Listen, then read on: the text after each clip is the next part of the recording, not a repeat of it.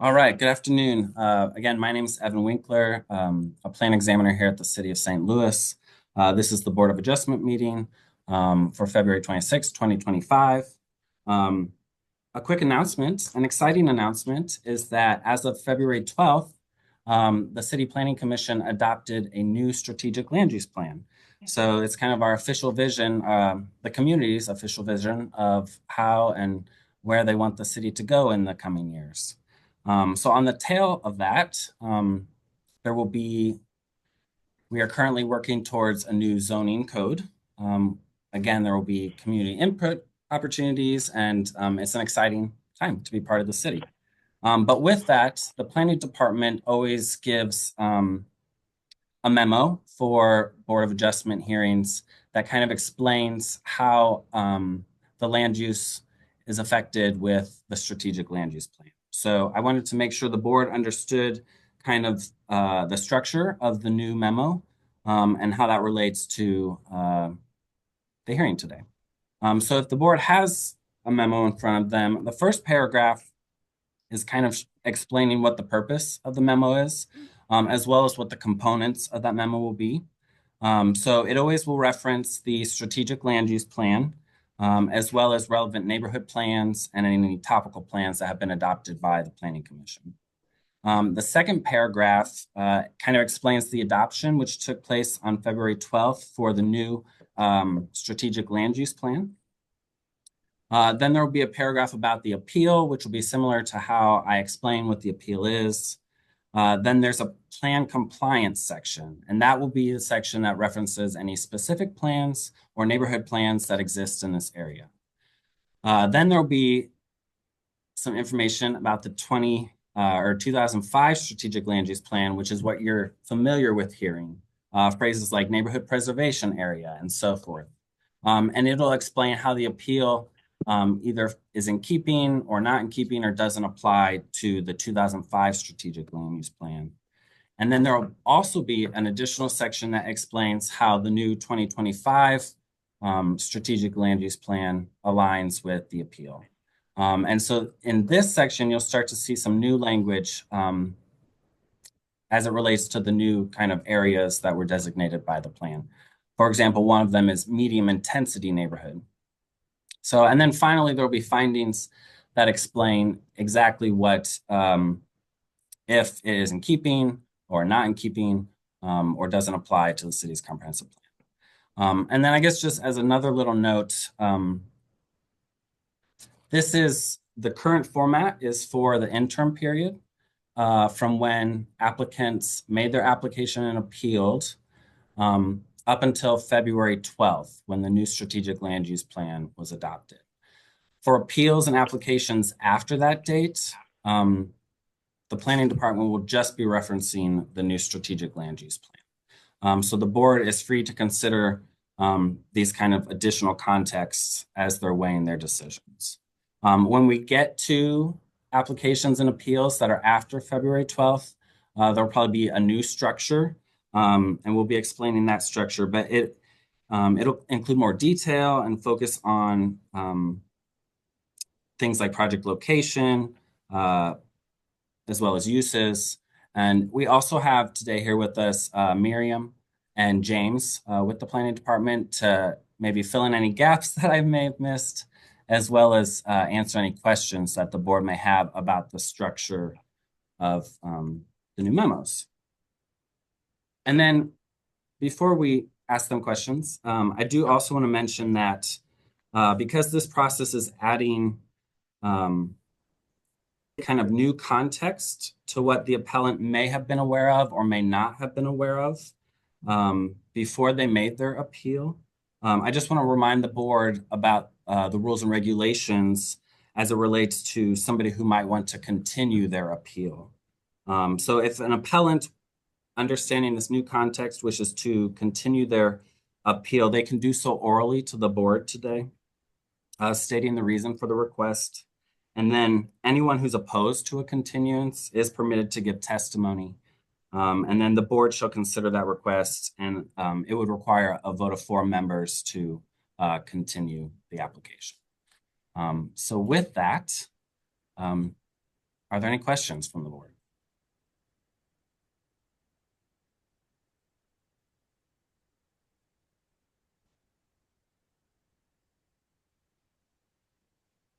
All right, well, I don't see any. So, Mr. Chairman, I'm going to let you take it away.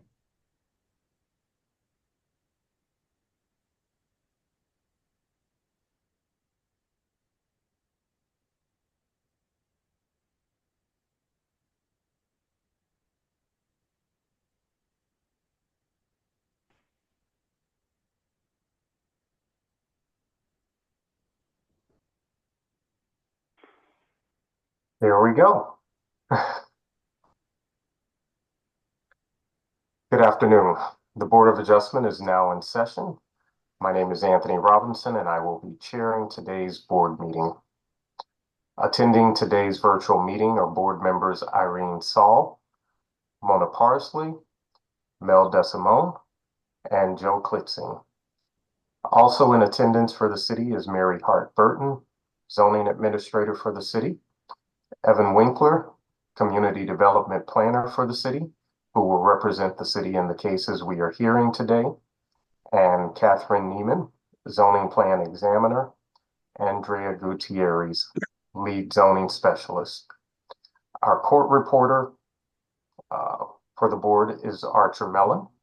I'm sorry, our board attorney is Archer Mellon. We do not have a court reporter right now. Today we will be hearing 5 cases. First, we will hear from the city's representative, who will explain why the permit could not be issued. Next, we will hear from the appellant and or their representative of the project. Then we will hear from those in favor of the appeal, and then from those opposed. Please be concise, as testimony will be limited to 3 minutes per person. When you come online via video or a telephone, please wait to be sworn in by the court reporter, and please state your name and address. To ensure proper records for our court reporter, we ask those online or on the telephone to please remain on mute. Following testimony on all of today's cases, the board will go into its deliberative portion of the hearing, at which time we will vote on all cases being heard. The board will notify each applicant and or representative of its decision by mail in about 2 weeks. You're welcome to remain during our deliberations. However, we will not hear additional testimony at that time. You may also call the lead zoning specialist, Drea, tomorrow at 314-622-3666 to learn the outcome of your appeal. Again, the number is 314-622-3666. Drea, can you read appeal number 11906?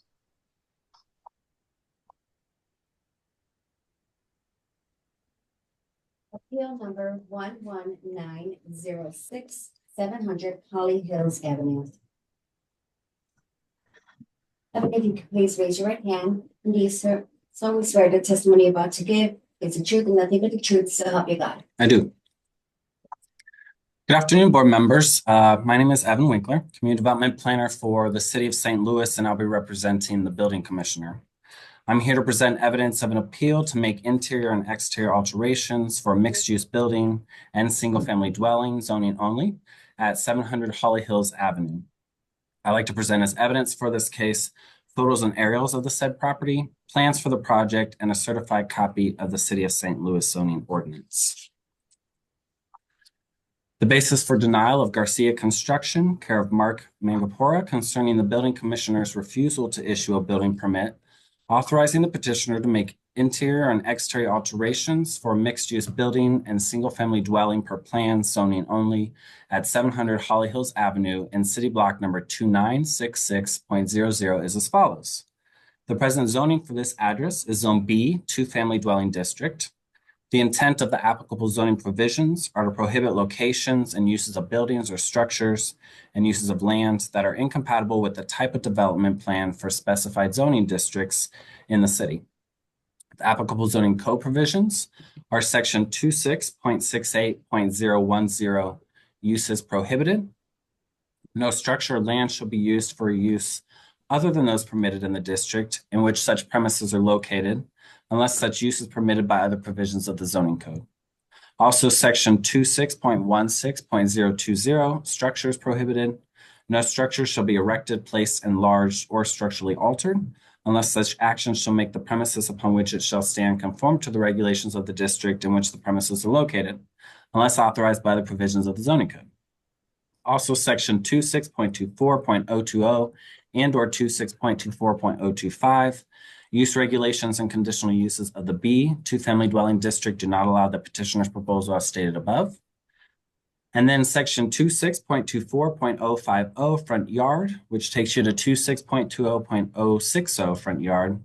The front yard regulations are the same as those in the A single-family dwelling district. And 25% of any frontage within the district is improved with dwellings, and a majority of such improved frontage has an observed front yard line with a variation in depth of not more than 6 feet. No building hereafter constructed shall project beyond the average front yard line so established.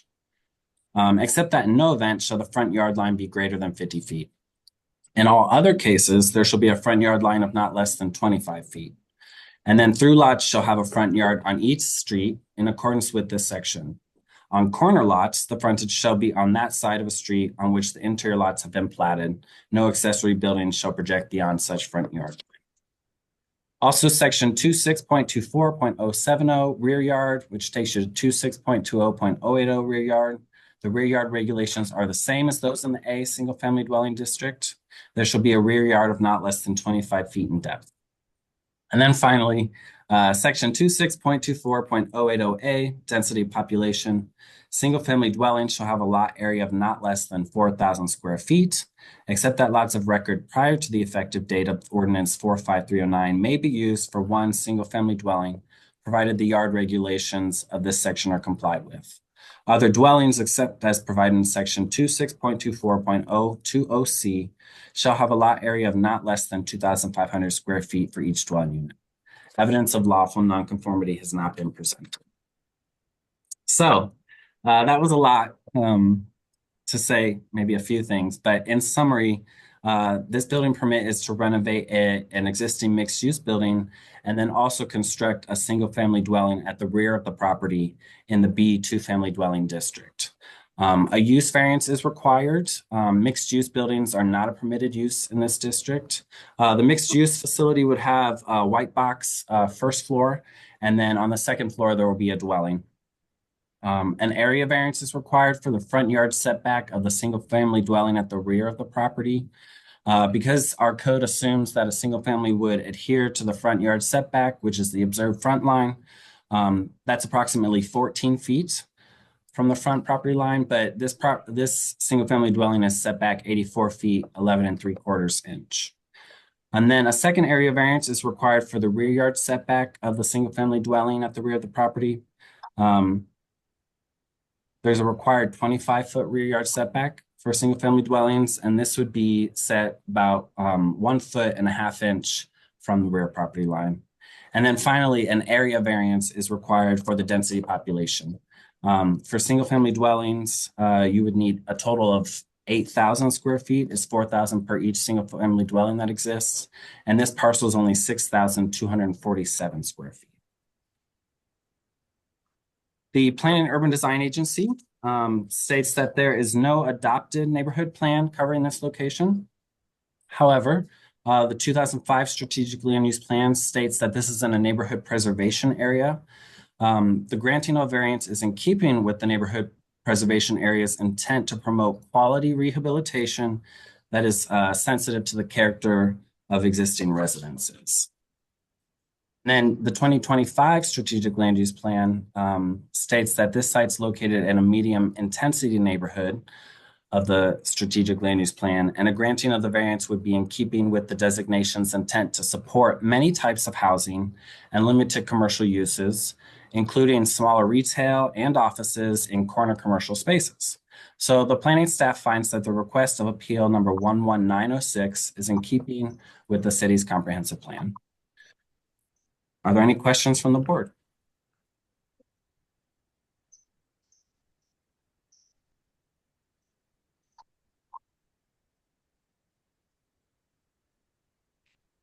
Okay, let's hear from the appellant, Mr. Mangapura. All right, hello everyone. Can you please raise your Good right hand? afternoon. Let's get you sworn in.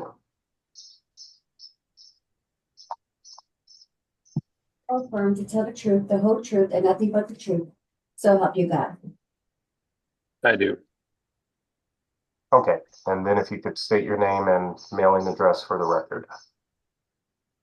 My name is Mark Mangapura. I'm with Garcia Construction, and we're at 3537 South Kings Highway Boulevard, St. Louis, Missouri, 63139. Okay, go ahead with your testimony. So just a brief overview of this project. The existing building is a mixed-use building, and we're going to do a full renovation of that. No change in the use. A single dwelling unit would be above and a commercial space below. I believe that the use is prohibited on the commercial space just because it's currently vacant right now. And so it's considered essentially just a building and not an existing space that's going to be kept as commercial. So even though we're not changing the use, that was one of the reasons why we were non-compliant. But otherwise, historically, it's going to remain the same as it always was, as a mixed-use building. And then the other non-compliant would be our accessory building that we're proposing at the rear. And as Evan stated, since we're proposing a dwelling unit on the second floor, that is considered a single family because it is detached. So even though we're limiting it to a two-family as it's zoned, the single family interpretation for a accessory dwelling unit brings up all of the additional zoning non-compliant issues, such as mainly the setbacks, the density of population, et cetera. The structure itself is going to have, a garage, so two parking stalls on the ground level, and then the second floor is just one kind of apartment. The building that's being proposed is a pre-engineered building, so it is going to be a steel structure, but we do have flexibility on our window locations, and so we designed it to kind of conform to kind of the existing building with the window array and the proportions. And then the mass of the building, we're proposing to kind of break it up with some different color of the siding panels.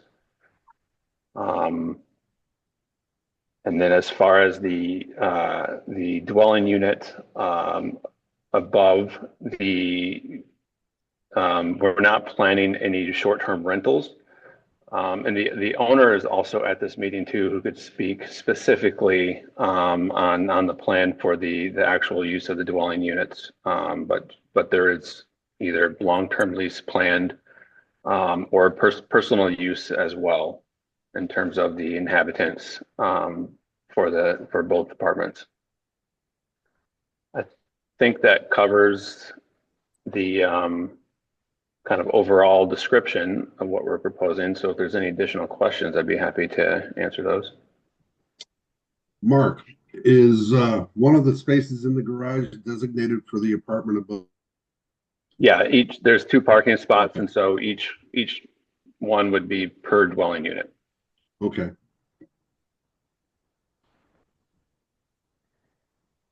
Other board members? What is Yes, ma'am. the siding? What are you using for the siding on the building? It's metal panel siding. Okay.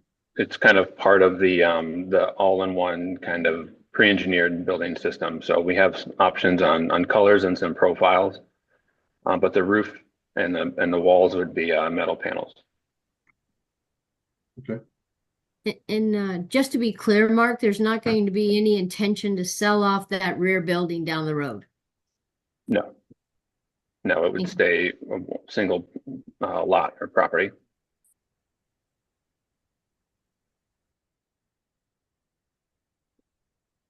Okay, any other board members?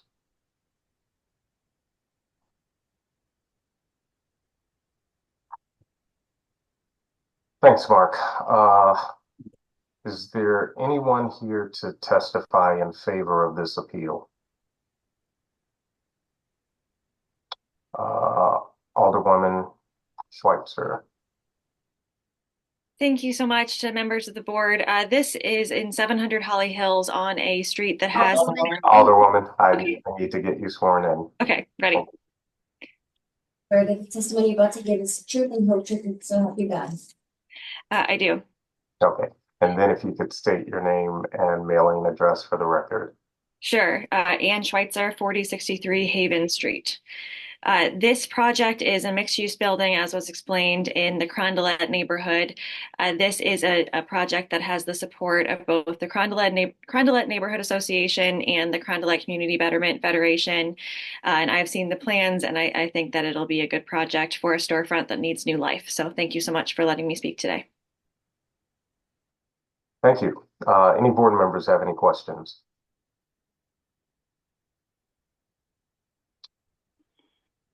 All right. Anyone else here to testify in favor of this appeal? Chairman, I believe Brittany is here, the owner. I'm going to ask her to unmute. Okay. Hi, how are you guys? Hi. Good afternoon. Good afternoon. Let's get you sworn in. Can you please raise your right hand? Do you swear or affirm to tell the truth, the whole truth, and nothing but the truth, so help you God? I do. Okay. Can you state your name and mailing address for the record? My name is Brittany Sheffer, and my mailing address is 5648 Oletha Avenue, St. Louis, Missouri, 63139. Okay. Go ahead with your testimony. So I own the property at 700 Holly Hills and have since 2018. I'm a real estate agent with Garcia Properties and have been an investor since 2017 in the South City neighborhoods. I purchased this property in hopes to continue the growth of Carondelet. It kind of became a storage unit for all of my construction materials and things because I couldn't quite decide what I wanted to do with the property. I finally kind of have figured everything out. My plans laid out, and I would like to build the garage in the rear, so that way I can organize all of the things in the inside of the building, and then start the project on bringing the storefront back to life and the whole corner. I have done the retaining wall that was falling over and a lot of improvements so far, but it is a very costly project, and I'm hoping to have the support from the neighborhood to continue this to where it makes sense for my business, and possibly to have a rental for other people in the area. So all of my investments that I've done in the Carondelet area have helped the neighborhood, and I try to do the utmost standard when I do all of my renovations. Brittany, how long do you think it'll take for you to get the garage building done? Well, since it is a metal building, it's ready to go. They can have it shipped here and installed once I have the go-ahead from this meeting. I have already done the new sewer, the new engine. So really, if I get approval today, it's just getting the electric and the concrete ready to go, and then making a phone call and moving forward with it. So the building itself doesn't take very long. It's the actual brick building, the interior, that's going to take the longest. So, But you won't start on the existing building until the garage is complete. Correct. Right now it is stuffed full of materials, and so I kind of need a place to organize that in order to actually get to the inside of that building, to where I can actually do what I want to do with it.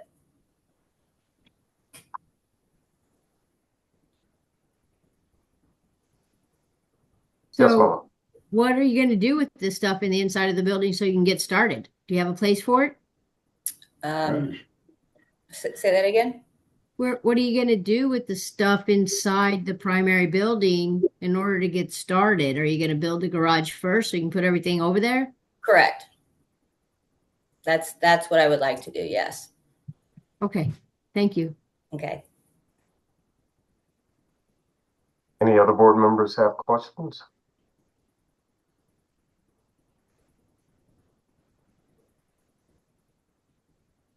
Thanks, Brittany. Thank you. Is there anyone else here to testify in favor of this appeal? Yes, I'd like to testify in support of the appeal, please. Yes, Mr. Powers. Let's get you sworn in. Absolutely. Please raise your right hand. I do. You swear or affirm to tell the truth, the whole truth, and nothing but the truth, so help you God. I do. Okay, and then can you state your name and mailing address for the record? Yes, it's Michael Powers, and it's 2258 Missouri Avenue, St. Louis, Missouri, 63104. Okay, go ahead with your testimony. Sure. So this corner is a very visible entrance to Carondelet, the neighborhood. It has a beautiful historic turret. I don't know if they provided you with photos of it, that had been vacant for decades, that couldn't find anybody really to be a steward of it. Brittany purchased it without, having all the financing in place, and I've helped work through some of the issues to resolve some of those things, and also with the community engagement. But if it's approved, there will be 2 units of housing on site, which is historically fewer than what was there. When the property was built, they had 3 rental units in just the main structure. So there were 2 upstairs and then 1 small in the back and a pizzeria in the front. So that was really stuffed together with various entrances. Both the second floor units only had 1 point of egress. So what's occurring here, I know that the zoning code wants to reduce the density, but what's occurring here is actually doing that. It's reducing the density on the primary structure to just 1 unit of housing on the second floor with 2 points of egress, which will be safer. It'll be a large, more desirable multi-bedroom unit versus sort of the single room units that were there before. The plan does align with the strategic land use plan, both the earlier one and the newly adopted one. There's broad support for it, including from the neighborhood bar across the street where they have issues with off-street parking. Because there's no off-street parking around, all the side streets are used for parking. And so by providing the neighbors here with off-street parking on her site, she's really alleviating some of those on-street parking issues. And again, I will co-sign on the fact that Brittany has successfully developed a couple dozen property in Carondelet Bevo neighborhoods, and they're all highest quality new comps for the areas. And I think this is the exact way that this building should be treated, and I look forward to hearing from the board. Any board members have any questions?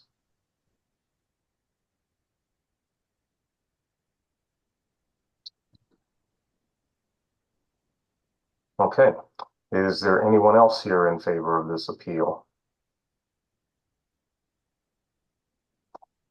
And just a reminder, if you can use your reaction buttons to raise your hand, or any reaction will help us find you, or wave dramatically, or you can chat also. I can see if you would like to testify.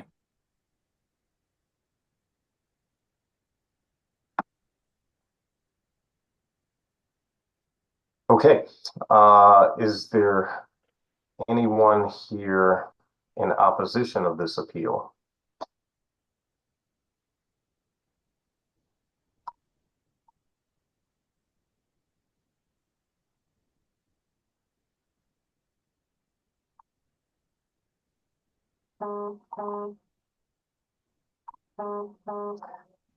Okay, well, with that, I will read into the record exhibits. Chairman, before we do, I just want to make sure Ms. Schweitzer had left a comment in the chat, and so I wasn't sure if she was wanting to testify again.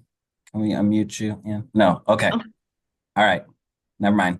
Go ahead, Mr. Robinson. Okay. Exhibits, certified copy of the zoning ordinance, appeal to the board, basis of denial, meeting notice letter, City Journal public notices, photographs, Sanborn maps, memo from Planning and Urban Design, letter of support from Kyla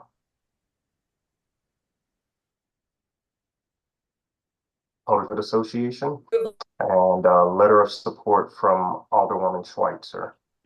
And with that, I will consider this appeal having been heard. Drea, can you read appeal number 11907? Appeal number 11907, 3895 Holly Hills Boulevard. Evan, you solemnly swear the testimony about to give is the truth, the whole truth, and nothing but the truth, so help you God. I do. Again, good afternoon, board members. My name is Evan Winkler, Community Development Planner for the City of St. Louis, and I'll be representing the Building Commissioner. I'm here to present evidence of an appeal to make interior and exterior alterations for 2 single-family dwellings per plans, zoning only at 3895 Holly Hills Boulevard. I'd like to present as evidence for this case photos and aerials of the said property, plans for the project, and a certified copy of the City of St. Louis zoning ordinance. The basis for denial of Garcia Construction, care of Mark Mangapora, concerning the building commissioner's refusal to issue a building permit, authorizing the petitioner to make interior and exterior alterations for 2 single-family dwellings per plan, zoning only at 3895 Holly Hills, and city block number 5919.00 is as follows. The present zoning for this address is Zone A, single-family dwelling district. The intent of the applicable zoning provisions are to prohibit locations and uses of buildings or structures and uses of land that are incompatible with the type of development plan for specified zoning districts in the city. The applicable zoning code provisions are section 26.16.020, structures prohibited. No structure shall be erected, placed, enlarged, or structurally altered unless such action shall make the premises upon which it shall stand conform to the regulations of the district in which the premises are located, unless authorized by other provisions of the zoning code. Also, section 26.20.060, front yard, when 25% of any frontage within the district is improved with dwellings and a majority of such improved frontage has an observed front yard line with a variation in depth of not more than 6 feet, no building hereafter constructed shall project beyond the average front yard line so established, except that in no event shall the front yard line be greater than 50 feet. In all other cases, there shall be a front yard line of not less than 25 feet. Through lots shall have a front yard on each street in accordance with this section. On corner lots, the frontage shall be on that side of the street on which the interior lots have been platted. No accessory building shall project beyond such front yard line. And then also section 26.20.070, side yard. There shall be provided a side yard of not less than 4 feet in width on each side of the building, and the total width of both side yards shall not be less than 10 feet, provided, however, that lots of record prior to the effective date of the zoning ordinance having a width of less than 40 feet may reduce the total side yard width by an amount equal to 1/2 the difference between the width of such lot and 40 feet. But in no case shall either side be less than 3 feet in width. And then finally, section 26.20.080, rear yard. There shall be a rear yard of not less than 25 feet in depth, and evidence of lawful nonconformity has not been presented. In summary, the applicant is applying to renovate an existing single-family dwelling, and this single-family dwelling has a rear alley house that is going to be renovated as a single-family dwelling as well. This is located in the A single-family dwelling district. Since the time of this write-up, the applicants had submitted revised drawings, and they now comply with the side yard setback, providing a 4-foot side yard setback between the stairwell and the property line. However, it still needs an area variance for the front yard setback of the rear alley house. Again, the code assumes that there's 1 single-family dwelling per lot, and therefore, at max, a 50-foot front yard setback would be required. And the rear building is 148 feet, 3 inches. So an area variance is required for the front yard setback. And then an area variance is required for the rear yard setback. Again, the code assumes one single family dwelling. The rear yard alley house would need to have a 25-foot rear yard. In this case, the rear yard alley house is only 1 foot away from the rear property line. The Planning and Urban Design Agency states that there's no adopted neighborhood plan location. The 2005 Strategic Land Use Plan calls this area neighborhood preservation area. The granting of the variance is in keeping with neighborhood preservation area's intent to promote quality rehabilitation that is sensitive to the character of existing residences. And then the 2025 Strategic Land Use Plan calls this area a medium intensity neighborhood. The granting of a variance would be in keeping with this designation's intent to support many types of housing, ranging from small and medium scale multi-unit buildings to single unit buildings. Therefore, planning staff finds the request of appeal number 11907 is in keeping with the city's comprehensive plan. Are there any questions from the board? I have a question. Mhm. So they're building a garage with living quarters above, like a carriage house? Yes, like a carriage house. So we're not calling it a carriage house, we're calling it a single family home? Is that new? That's not new. The code doesn't have a definition for a carriage house, but we have definitions for a single family dwelling. So we can only review projects based on what the code defines. Thank you. Yeah. Evan, the garage is existing though, right? Right now, Yes. there's a garage there and they're taking the roof off and then extending it up, right? You got it. Okay. So the setback and everything else not changing really, except for the stair. So The main anytime, building is staying where it's at. yes, the foundation essentially is the same foundation, but with the changing of the height, it's considered an expansion of capacity. So any kind of Gotcha. non-conformity that existed no longer exists. Right, gotcha.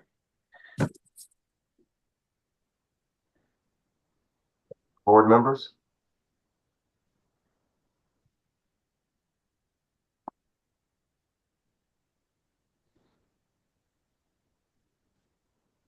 Okay, let's the appellant. All right, Mark, let me give you, sorry, let me, I'm muted.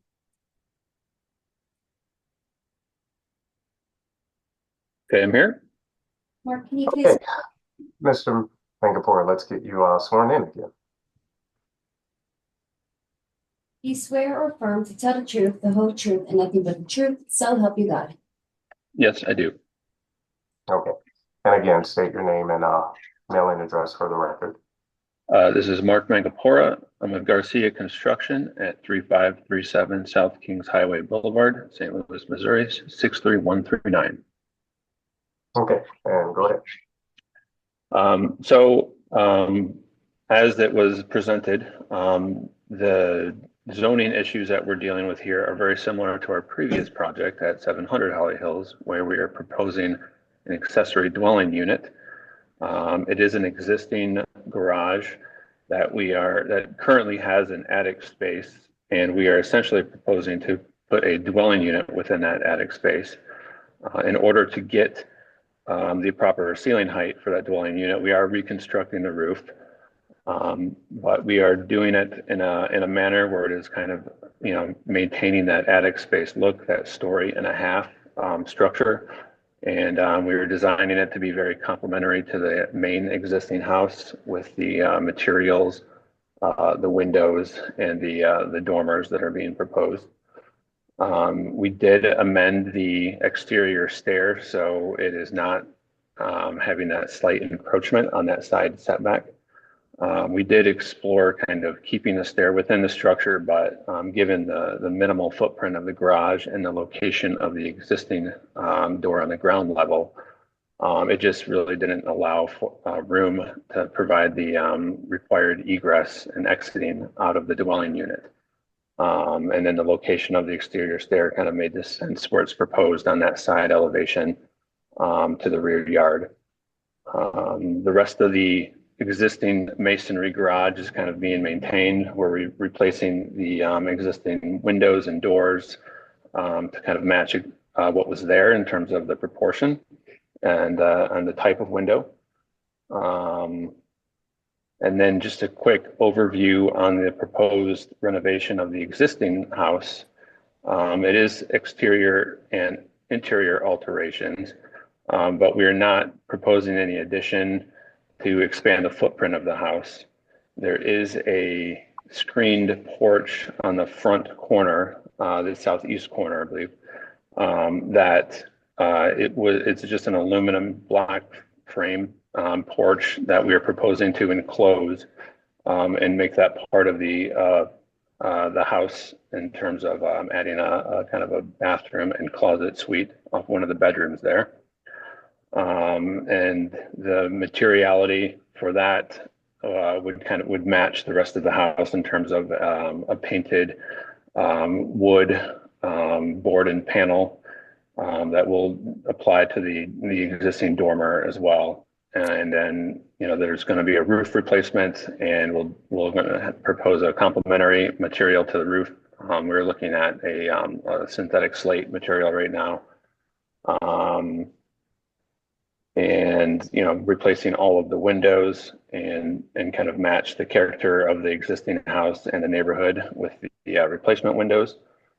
And then finally, I'll speak to the accessory dwelling unit in terms of its use. Again, this is the same owner as 700 Holly Hills, Brittany Sheffer, so she can speak to the details on that, but it's not going to be a proposed short-term rental. It'll be an owner-occupied house, and then the accessory dwelling unit would be used for family. So as I mentioned, she can kind of get into details after that, but that would pretty much sum it up for me. Thank you. Any board members have any questions?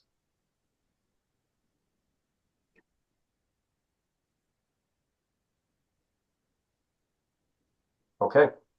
Is there anyone here to testify in favor of this appeal?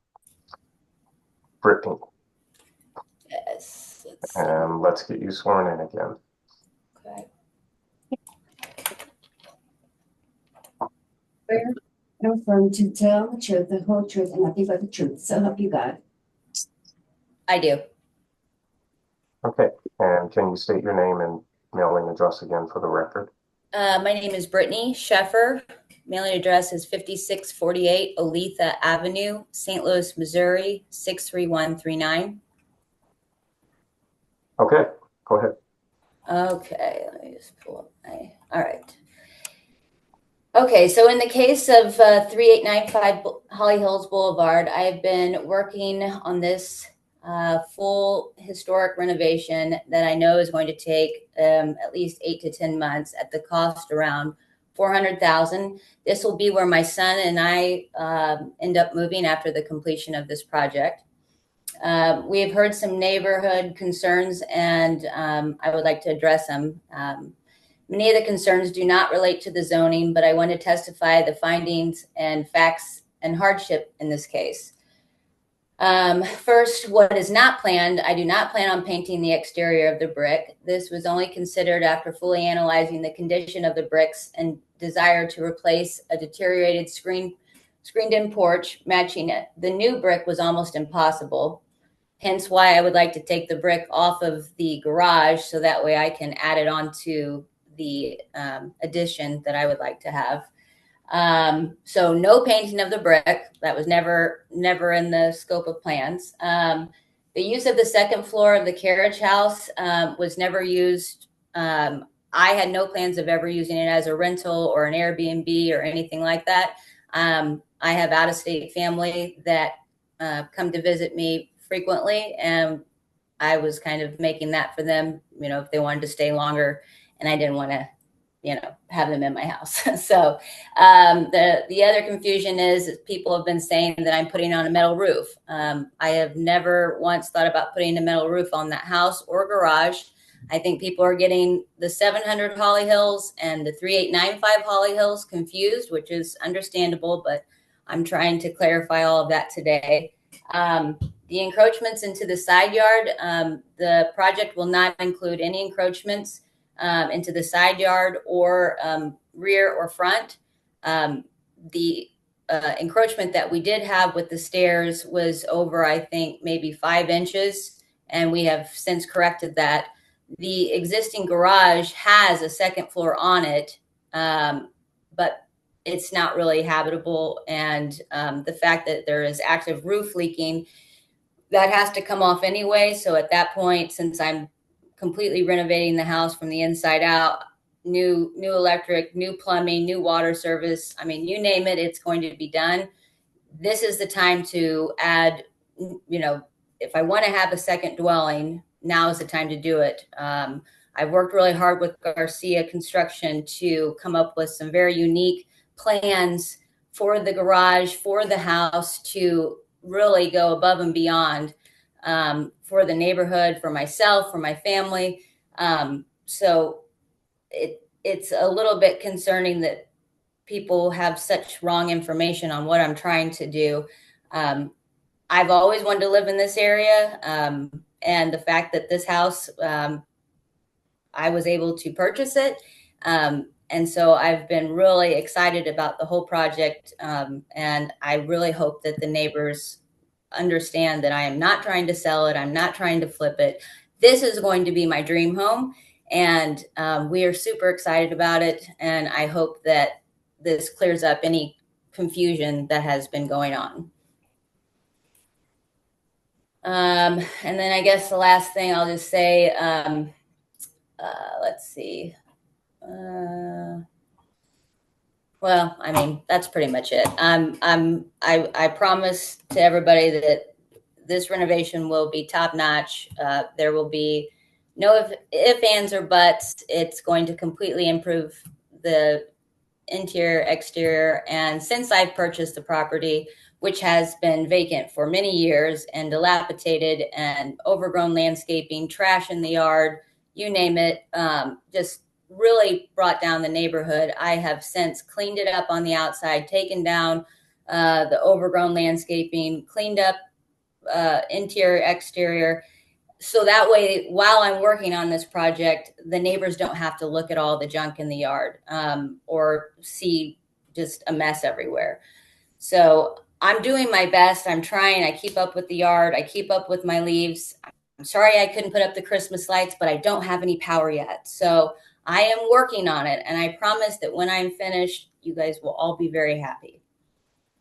That's all I have.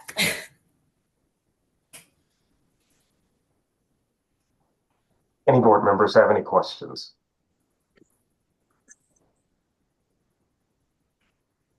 Do you have an agreement with the property to the east? I know your garage sits 21 feet from that. Do you have to pull in? I noticed that the concrete, though, stretches across the property line. Do you pull into your garage? Do you have to go into the other property? No, I don't believe so. I honestly, I think I've only pulled in the garage a few times, but the way that you can come in either side, but if you come in, I guess it'd be the west side, you could pull up, and actually there's enough space to where you can go up and then back directly right into the garage. And then if you came in the west side, you should be able to pull right in. I don't believe I've had to get on any of the neighbor's property. Okay.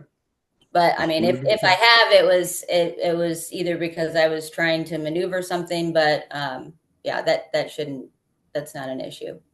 I was just looking at it on Google Maps, and there's no fence or anything like that to define the properties. So I just wanted to make sure that you have an agreement or a knowledge that your neighbor has a knowledge that you might eventually or have times that you pull in that way. So that's all I was wondering. Okay. Any other board? Yes, Mona.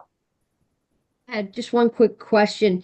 You mentioned something about you were going to explain your hardship, and I may have missed that. Oh, I mean, the hardship of that house is that I bought it, and it is a huge project, and it needs everything. So and I knew that going into it, that I wasn't going to be able to just kind of piece it together. And that's not how I do any of my renovations anyway. So I just decided to start from scratch. The slate roof, I would love to put a slate roof back on, but that's really, really expensive. But I am working on making the exterior fit into the historic character, which does cost more money. To put in all the new base, that's the 2-part that has the big trim that goes around, the big thick windows. I'm adding some detail to the front of the house that pulls into the addition and the new dormers. And then that would also tie into the garage. So there are some things that I'm having to work with that are definitely, more costly, but I knew getting into this project that I was going to have to deal with that. So. Understood. Thank you. Okay. Mel? Would you have a problem if we put restrictions on it where you could not put it out as an Airbnb or it cannot be sold separately? I don't have any problems with that. Or turned in, okay. Would you have any problems that you wouldn't be able to rent it out as an apartment? Because you stated you wanted to use it for your family. Yes. So my the plan for everything is to have just a second location for if my family want to come up for long periods of time. I do have an 18-year-old son that will be going off to college in the next year. And, if he does choose to stay in St. Louis and go to SLU for business school, he has expressed interest on, renting the place and staying up above, which, I might be okay with that. I might not. I don't know. But I don't necessarily think that I don't want to do an Airbnb. That was never any of my intentions. I don't have any Airbnbs in the city. I have one 2 hours away, but I don't think that having to restrict, like if I wanted to rent it, I'm not saying I'm going to do this, but what is wrong with having a $1,000 renter if I wanted to have that was staying there and they had the garage and I didn't even use my garage? I mean, I'm not saying I'm going to do that, but I'm just curious when everybody else does stuff like that. I mean, does other neighborhoods put stipulations on what you can and can't do with your property? We have before. Okay. Well, I mean, I haven't ever had to deal with that, but I have heard people, mixed reviews on what I'm doing with it. But as far as I'm concerned, I was just doing it because I'm doing a brand new house. And why wouldn't you have that, a part of it? Understood.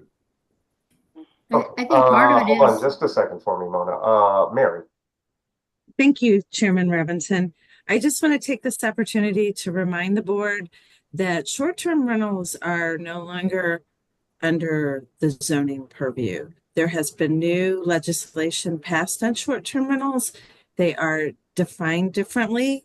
And in that new ordinance, if this particular property decided that they wanted to apply to be a short-term rental, they could not do that without the license.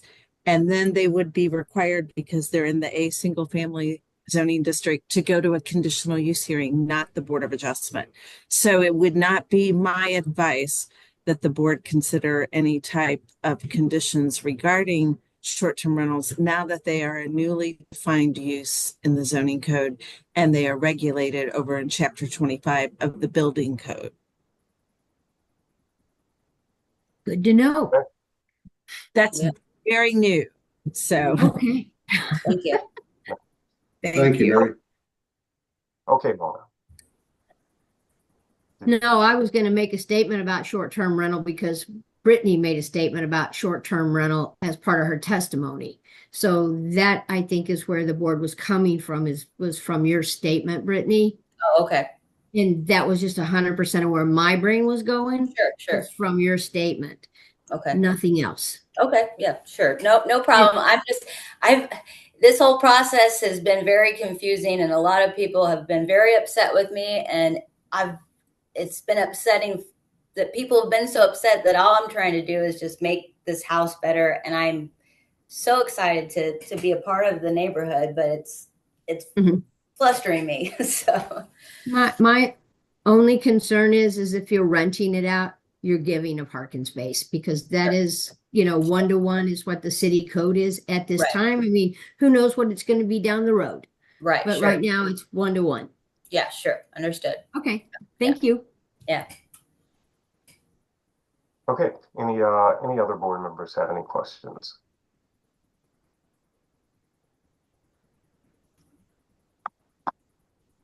All right, is there anyone else here to testify in favor of this appeal?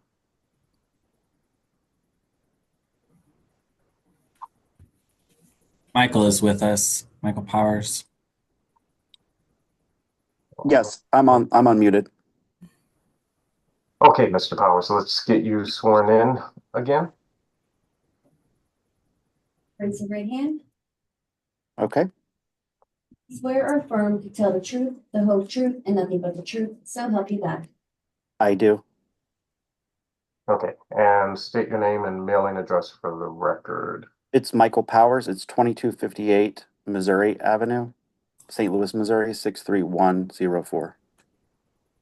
Okay, go ahead with your testimony. Sure. Just to kind of add what I know about the project as I'm helping them work through some of the details is that, this is a full renovation of a home that was built in 1928. The home and carriage house both appear in the earliest of Sanborn maps, including the 1938 map that we were provided by the public library. The second floor in the carriage house itself has always been there. The internal stair, though, was the primary issue because of the potential for a fire to trap somebody on the second floor without there being appropriate egress. That's where the stair came in and the addition of the stair to the structure. There isn't a removal of the roof or a new construction. There is a adjustment of the dormer. So the dormer, like the architect explained, will create for the appropriate head height on that southward facing wall, where that brick then removed from that carriage house will be used to adorn the side of the main structure, allowing for them to match perfectly the house's addition to the house by utilization of that brick. And the hardships involved here is that, this is a forever home for Brittany and her son. Everything has been there for 100 years, never significantly renovated. The garage has the original knob and tube electric. There's a cracked sewer line beneath it, deteriorating slate roof that will have to come off and be replaced. New doors, new man doors, new garage doors, new windows. The unique thing about this property, which I would be interested if the board has seen this before, because I know I haven't, but the driveway actually goes from Holly Hills Boulevard all the way to the alley. So you have 170 feet of drive on this site. So off-street parking is not a concern. The single family district allows for 8 people to live in a single family home, as it's originally written, is my understanding. So, as it's currently, if there were no zoning amendments here, then Brittany and her 7 children could feasibly go back on mute. Brittany and her 7 children could feasibly live into this property. And what we found when it was first purchased is that this has always been a bigger home for larger families. It had a bar in the basement with a slate pool table and even a minor dance floor down there. Those are not the things that are being considered here. There will be less density on that site than I think has been historically. But the expense of renovating that structure and redoing the roofs, both on the garage and the carriage house, make it so that it would only be financially feasible to make the most of this renovation. If you're already replacing the sewer line, you're already replacing the water line, you have to tear out all your knob and tube, you have to put in a larger amp panel for your electric. There is a precedent in the neighborhood for these types of projects receiving both approval from the board and from the association. In certain cases, the Holly Hills Association. The project does align with the updates to the land use plan of the city of St. Louis. I think there is a conflict of interest with one of the neighbors who also serves on the Holly Hills Improvement Association board that has influence over these kinds of decisions. And I think that needs to at least be a statement of the conflict. The project does have a lot of support from Holly Hills neighbors, including neighbors directly behind that share alley frontage to the rear. So I want the board to look at this as really taking what exists and making the most of it in a project that's going to all in probably cost upwards of $750,000. And it would be a shame for it not to receive the full blessing of both the neighborhood and the board. That's all. Any board members have any questions?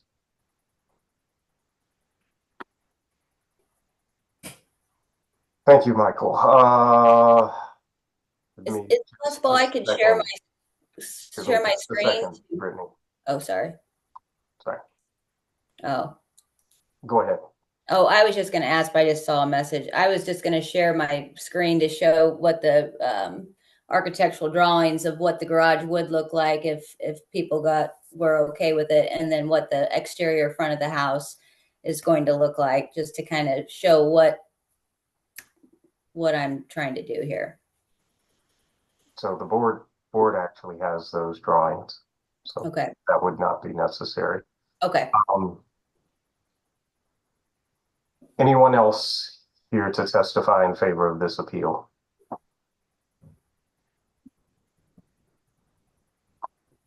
Again, you may have to use the reaction tool or type your name in the message.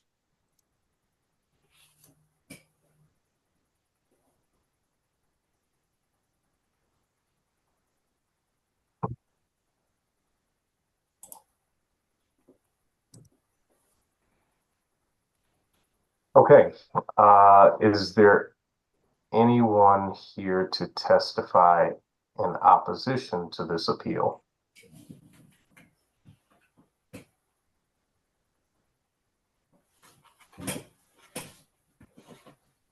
All right, Ed, let me get you unmuted. Thank you. Can you hear me? Yeah. Perfect. Okay. Let's get you sworn in. Ed, if you can please raise your right hand. Okay. Do you swear or affirm to tell the truth, the whole truth, and nothing but the truth? So help you God. I do. Okay, can you state your name and mailing address for the record? My name is Ed Papes. My address is 3881 Holly Hills Boulevard, St. Louis, Missouri, 63116. Okay, go ahead with your testimony. I commend Brittany for everything she's doing and revitalizing a home on Holly Hills Boulevard. I think that's commendable. I appreciate the effort that's going into it. I appreciate everything she's doing, right up to the point of making the garage a piece of rental property in this historic neighborhood. I just have an issue with the fact that there is going to be a piece of rental property on a property that actually fronts the park in a historic neighborhood. I have concerns with that. It changes the context and it changes the texture and the feeling of the neighborhood. And I just don't understand why we would want to capitalize on turning a beautiful piece of property on Holly Hills Boulevard across from the park and convert that into a piece of income property. My only stipulation would be that something be added into, conduct the renovation, do everything you want to do, turn it into a mother-in-law suite. I don't have a problem with that, me personally. Some of the other folks in the neighborhood might. I personally don't. My only point is that I don't feel it should be income property, and there should be a stipulation preventing that from being income generating property.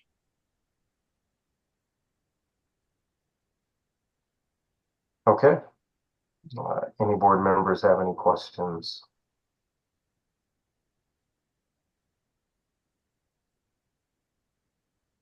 Thanks, Mr. Papes. Anyone else here to testify in opposition of this appeal?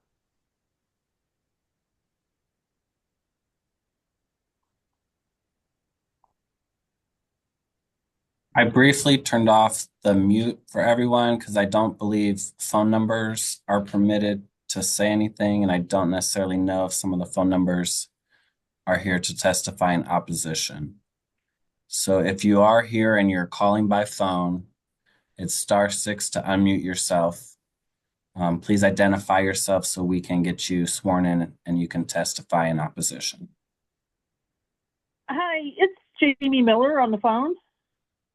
Jamie, are you here? And I have a question more than testimony, so I don't know if I have to be sworn in. We do. Yep. Okay, that's fine. Oh, okay. Ms. Miller, let's get you sworn in. Raise your right hand. Do you swear or affirm to tell the truth, the whole truth, and nothing but the truth, so help you God? I do. Okay, and then state your name and mailing address for the record. My name is Jamie Miller, Jamie. I live on 3997 Dover Place in Holly Hills neighborhood.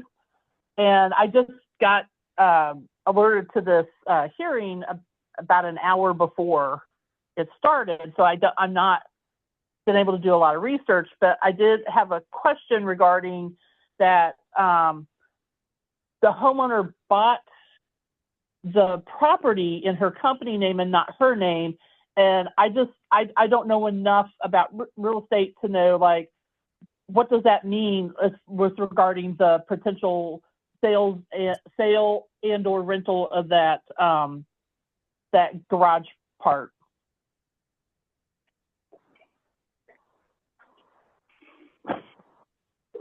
Because she says the intent is for she and her son to live there, to have family over, but then I'm looking at it and saying, well, it's owned by her company,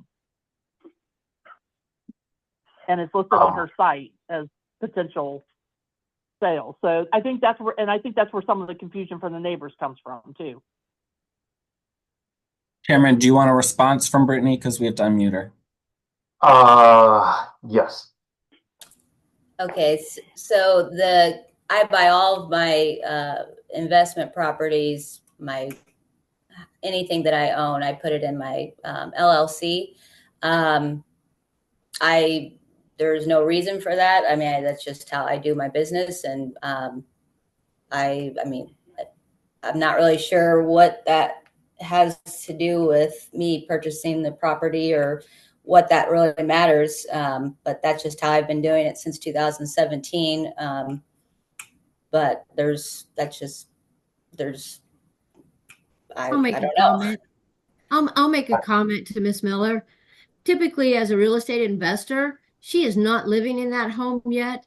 It gives her an opportunity to protect herself at this time because she is not owner occupying this property at this time. And it also gives her some protection as an LLC and an opportunity to write off all the expenses she is incurring as a property owner that is not owner occupied at this time under an LLC and as a businesswoman. Thank you, Mona. I was going to actually say that. And there we are. Yeah, and if I could jump in, it's Michael Powers. If I could jump in, I did advise Brittany on this at the time of purchase. Mr. Powers, no, you cannot respond to that question. Okay, thank you. All right. I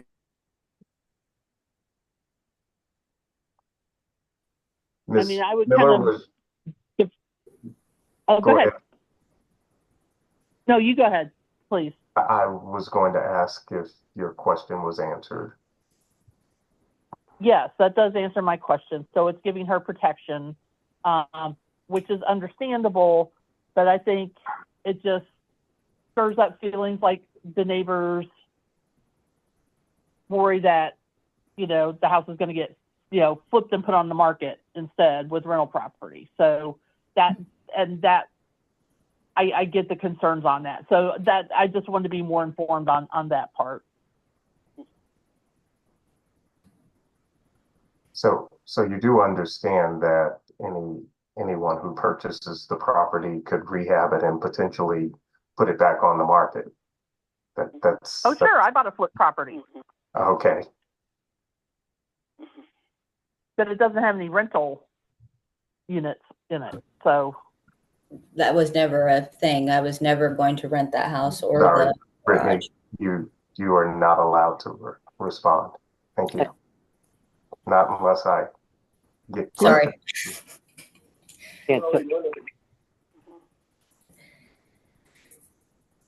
Okay, any other testimony, Ms. Miller, or questions? No other comments from me, but thank you for your time. Okay, Thank I'll be you. off this in a minute. And any board members have any questions for Ms. Miller?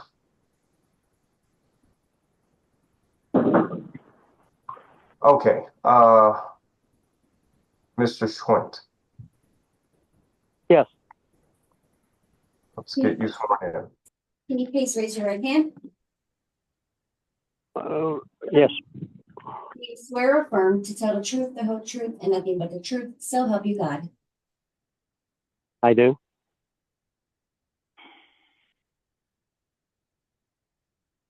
Can you state your name and mailing address for the record? Michael Schwint at 3853 Holly Hills Boulevard. Okay, go ahead with your testimony. Okay. You know, we buy the houses on Holly Hills not to have rental property next to us is one concern. And our living quarters in your garage is, I don't think for the neighborhood it's appropriate.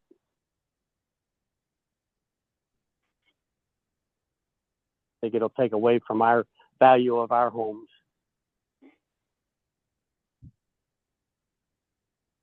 That's all. Okay. Any board members have any questions?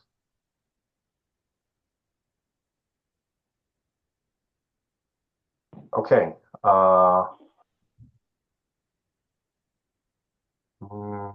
Ms. Negro.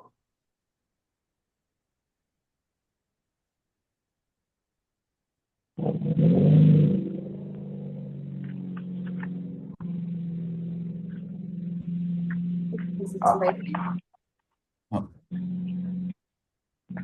Elaine, there you go. Sorry. Got it.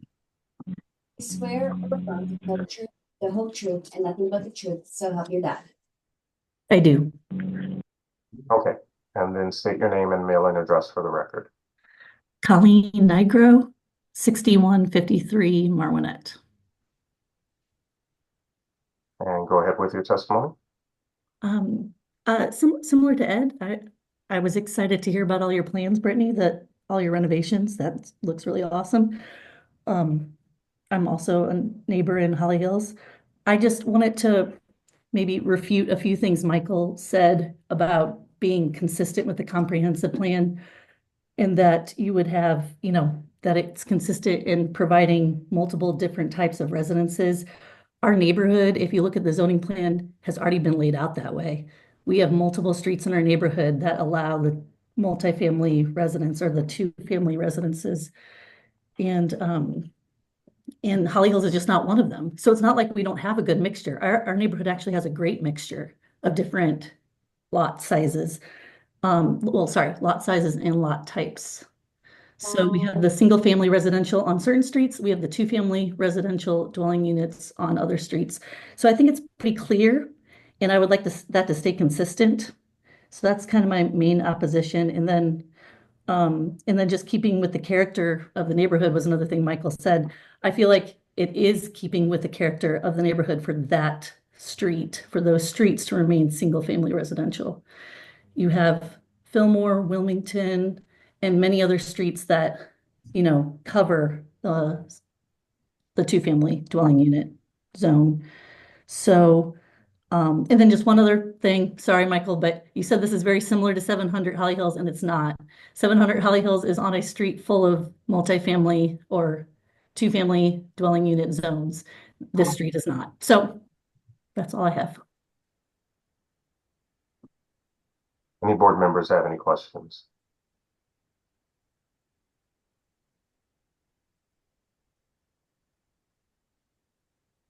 Thank you. Okay, thank you, Ms. Nigro.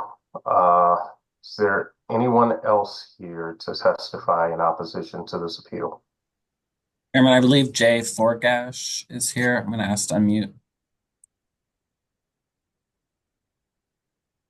Yes, I'm here. I'm here. Sorry, there's some disconnection issues here, so I'm back in. Okay, let's get you sworn in. Sure. Raise your right hand. Do you affirm to tell the truth, the whole truth, nothing but the truth, so help you God? I do. Okay, state your name and mailing address for the record. James Forgash, and I'm at 3887 Holly Hills. I am directly next door to the proposed property to the east. Okay, go ahead with your testimony. So I, like most people, are probably pretty excited to hear about some of the renovations and some of the things that Brittany has proposed for this property. It has been vacated for roughly 1 year, and it's been an eyesore to the neighborhood. So yes, I mean, I applaud some of her proposals. But I would say, as an immediate neighbor and speaking for other neighbors that I've spoken to, I'm sure you have records and letters here that people have submitted. We're against the two-family zoning for some of the reasons that Colleen just stated. We've got concerns about rental property that's becoming a rental unit in the future in the garage. I think there's other ways to mediate this problem. We could zone this or have a deed restricted parcel here. We don't need to have separate utilities if this is the case just for living quarters for a son or family member. So I think there's a lot of compromise, a lot of room here. And until we have some of those things, I mean, I don't think we should move forward. I also don't think the structure should be any taller than any other garage structure in the immediate neighborhood, with at least a 10 garage space radius. I think that's reasonable. What else can I tell you here? In wake of recent break-ins and actually break-ins within the city and in the neighborhood, I find that the outdoor staircase is a magnet for criminal activity. I think that would just be an issue for her and for immediate neighbors. What else can we say here? I don't know if it's a structurally and architecturally sound fit to change the immediate structure, or anything again, taller, or to modify this house. So, or apartment, whatever you want to call it now, garage. But I mean, I would be willing to compromise on some of these, provided there were deed restrictions that we weren't going to make this rental unit, whether it be short-term or long-term. And again, that we maintain the structural and architectural integrity that I think makes this neighborhood a neighborhood that people actually want to live in. So.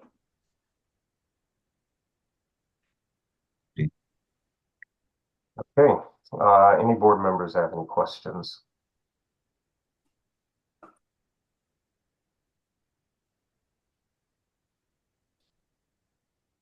All right, is there anyone else here to testify in opposition to this appeal? Chairman, we're going to have Kayla Dunn, and I just asked her to unmute, calling my phone at *6, Kayla. All right. Can you hear us? Me? Yes. I can. Okay, Ms. Dunn, let's get you All right. Please raise your right hand. Perfect.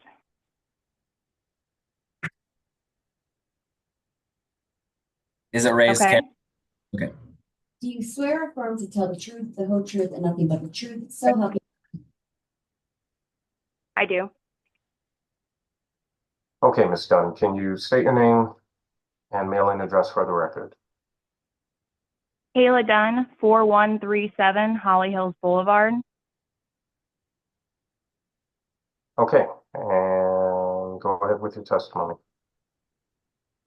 I appreciate it. Thank you for letting me speak. So I do want to reiterate what previous neighbors have said. I moved into the neighborhood 6 years ago on the boulevard, and this is honestly one thing I did not expect to even have a meeting about in regards to a home on the boulevard, because for someone to wanted to change a home that fits with the structure of the neighborhood so perfectly, it was just unthinkable to me. I also resent the implication that the Holly Hills Improvement Association, the oldest neighborhood improvement association in the city, would be swayed by the personal narrative of one member of that board, the board that contains almost a dozen members, who include, a judge of St. Louis City and multiple neighbors, that we have all reached an agreement that as a Holly Hills Improvement Association board unanimously have decided not to support this zoning ordinance at all. We don't agree in changing the zoning, and I understand what Brittany's saying, what her plans are. but that's all they are plans, and that's all we have is her word on that she's planning on living here, that she's never planning on leaving. But it's kind of once this is approved, the cat's out of the bag, and I don't feel like that adding this zone to our neighborhood, especially on the boulevard, is within scope whatsoever. So I really wanted to show that as a personal note, and like I said, in regards to the Holly Hills Improvement Association.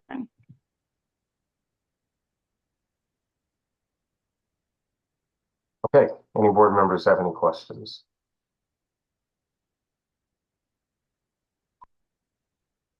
Thank you, Ms. Dunn. Is there anyone else here in opposition to this appeal? We also have Wendy Pappas. Hi there. Good afternoon. This is Wendy Papes, W-E-N-D-Y, P as in Paul, A-P-E-S. Okay, Ms. Papes, can we get you sworn in for the record? Definitely. Do you swear or affirm to tell the truth, the whole truth, and nothing but the truth, so help you God? Yes. Go ahead with your testimony. Thank you. So I live 2 doors down from Brittany's home, and I oppose the 2-dwelling for the multitude of reasons that everybody has expressed. I had a question for the board specifically regarding this approval. So if the board approves and she goes forward, I'm curious to understand if there's an expiration date on activity. Is the approval forever indefinite, or with the approval of any action in this home, she's required to take action and actually improve it? There was a family living in the home that she bought it from. It was not the best scenario, and she has cleaned up the yard, but the activity that she has put into the home is why there's so many residents on the phone today commenting. We want this home to be representative of the neighborhood. Currently, it is not. So my question would be twofold. One, is there anybody within the board that has driven past this home to see that it's gutted, no window coverings? All you see is 2x4s. Recently, there was theft. Her gutters were ripped off. It's ideal for crime. So what I want to know is if this is approved, are there requirements around when she must start? We understand the financial commitment. We live in this neighborhood. We've been here 30 years. These homes are a puzzle piece, but action is what every neighbor on the phone is looking for, in addition to no approval for a 2-family dwelling. So is there an expiration date on this approval or denial? And has anybody seen the home? I'm sorry, go ahead, Ms. Papes. No, I was going to say, and has anybody driven past the home that we're talking about? Okay. I just want to know, ma'am, I'm the attorney for the board. Sure. Yes, sir. Sorry, Mr. Chairman. No problem. So, this is not a time for the board to be able to answer questions. So this is a time that you could say, if this is the timeline that you would like to see, and the board can consider those conditions, but this is not a time that the board can be answering questions from the public, unfortunately. Perfect. I understand. Thank you for clarifying. So I guess I would like to request that on record, it's stated that I do not agree with the 2-family dwelling, and that I would like to see some immediate attention given to the house based on an approval of any construction activity, that there be some timelines added so that it doesn't look like an abandoned home any longer.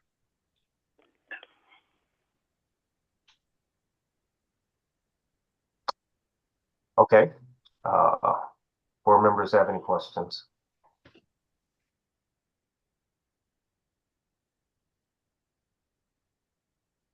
All right. Thank you, Ms. Papes. Mary, you had your hand raised. My question was taken care of. Archer answered it. Okay. Thank you. Is there anyone else here in opposition to this appeal?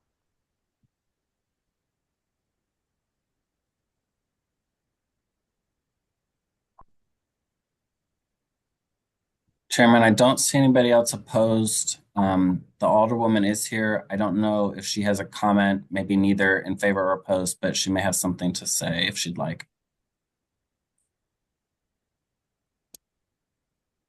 Alderwoman. Thank you. Swear or affirm to tell the truth, the whole truth, and nothing but the truth, so help you God. I do. Okay. And then full name and mailing address for the record again. Sorry. Ann Schweitzer, 4063 Haven Street. So thank you for allowing me to speak again. When this property and the project was proposed to me, I reached out to the neighbors around it and to the Holly Hills Improvement Association folks and started asking them their thoughts and opinions. Some of those things were addressed very quickly by Ms. Sheffer, including the initial plan showed the garage carriage house being 3.7 feet away from the property line.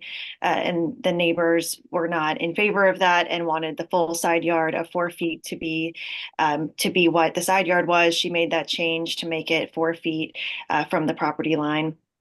I do think it's important to point out that she said it wouldn't be painted brick or a metal roof. And I do see how the 700 Holly Hills property and this one could have been conflated in terms of the projects. When I've had questions, Ms. Sheffer has answered them. I think when neighbors have had questions, I think that's been the same. In terms of the idea of an ADU, there are a few examples of other parts of Holly Hills that do have these carriage houses, garages with dwelling units or some sort of usable space on the second floor. So there are a few examples in the neighborhood of this already. From my understanding, not on Holly Hills, but run right around the corner on Federer. And I do understand the neighbor's concern of making, a vacant property as habitable as soon as possible. And I share that concern and want to make sure that that's happening. I don't know what this board can do in terms of not allowing it to be a rental property. I don't know how that would work in general with, Mary's shaking her head. No, I didn't think that they could, just because any property could be used as a rented property. Homeowners don't have to reside. Single family A doesn't mean it has to be a owner occupied. Many people rent in Holly Hills, individual houses that you wouldn't tell it's renter. It's just, it looks like a single family home. It is a single family home. But obviously being different with the ADU and having a second property, I didn't know how that would work. And I do understand the neighbor's concern of having that be a rental property, either long-term rental or short-term. And I appreciate the comments that were made about the conditional use hearing that would have to take place if there was ever any intention of doing a short-term rental. In my time as an alderperson, I have never once seen a conditional use hearing or a conditional use permit granted when the neighbors are opposed to something. I've just not seen it happen. So I don't really share the concern that it would be an Airbnb just because I don't think this neighborhood, I know this neighborhood would show up against it ever being considered for an Airbnb. So that's one of the reasons I supported the amendment to the bill allowing single family A to have a specific conditional use hearing when Airbnbs are in front of us, because I know my neighborhoods, I know some of the things that people are concerned about, and that would have been one of them, especially in this neighborhood. So I'm glad that that protection is in place for the property, regardless of whether it was just the house or the accessory dwelling unit. Neither would be able to be an Airbnb without that conditional use hearing and probably without the support of the neighbors. So I just wanted to testify that I've been in contact with, I think most people, a lot of people on this call, certainly the Holly Hills Improvement Association folks with Brittany, and have been aware of this situation. Some people thought the property would be torn down and rebuilt as a two-family. Of course, that's not what's happening here. So I do think that there's some information that hasn't been wasn't exactly what was going to happen or what is even being proposed that was shared around, which I think got some people up in arms. But I do understand the rental of the unit seeming to be the biggest concern, which isn't something that the zoning hearing would really be considering. So I appreciate your time and the time to testify. Thank you, Alderwoman. Any board members have any questions?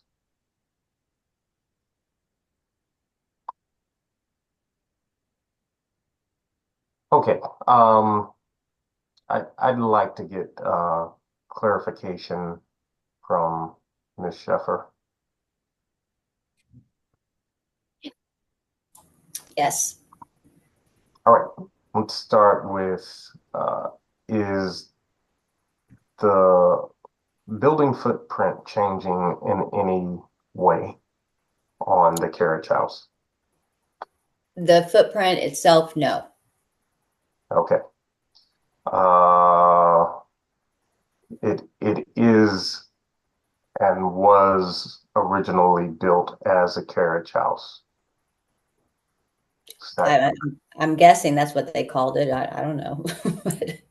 There was a second floor living quarters. Correct. Okay. Are you changing the roof line on the building? It will have two dormers off both sides. Understand the dormers, but the original roof line. That we'll have to ask Mark. I don't know exactly what the detail is on that. Okay. Thank you, Ms. Sheffer. Mark. Oh, he's gone. Nope, I'm here. Oh, okay. Oh, there he is. So to answer your question about the roof line, the dormers would be added, and the roof line would be slightly steeper than the original roof line to get the ceiling height for the dwelling unit.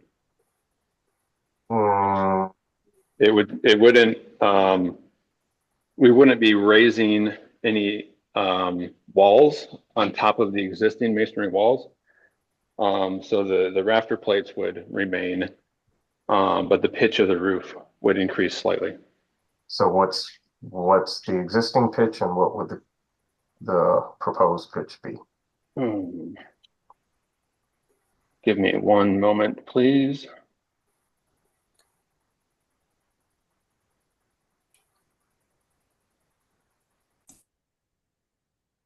All right, you'll have to bear with me for a moment while I pull this up.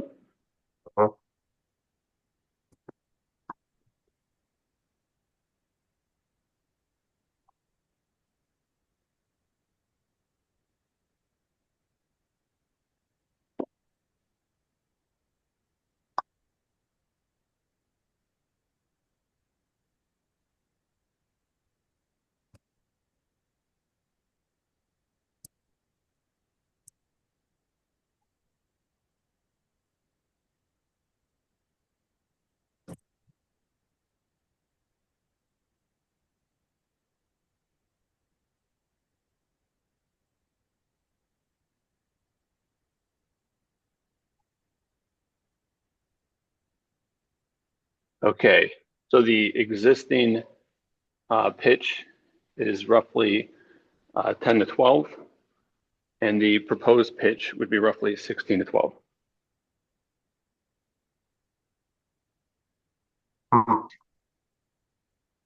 Okay. Thank you. You're welcome.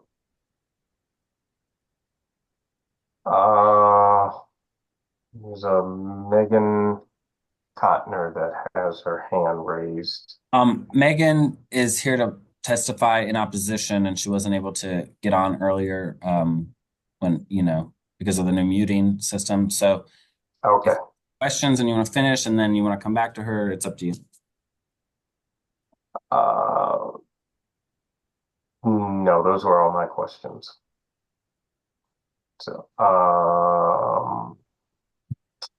is she the last person in queue to testify? I believe so. Final call. If you can use your reaction hand, if you're here to speak in opposition to this appeal, or please write something in the chat.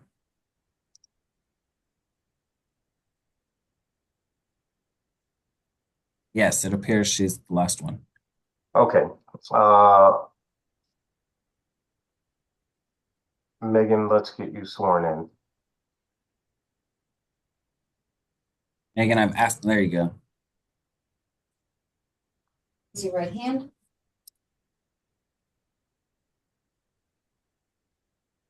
Excuse me. Can you hear us, Megan?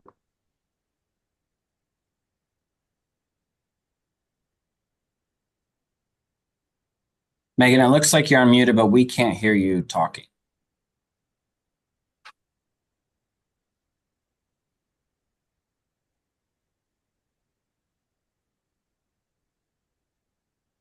Well, we'll need to be able to hear you to take testimony. So if you write a letter, the chairman will, the testimony will be closed, so we won't be able to accept new letters after this hearing.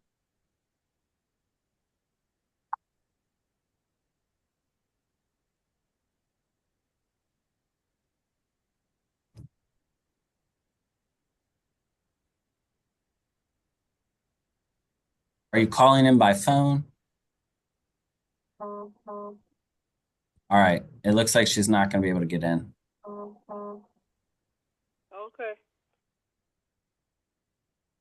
All right. Okay. Sorry, Megan.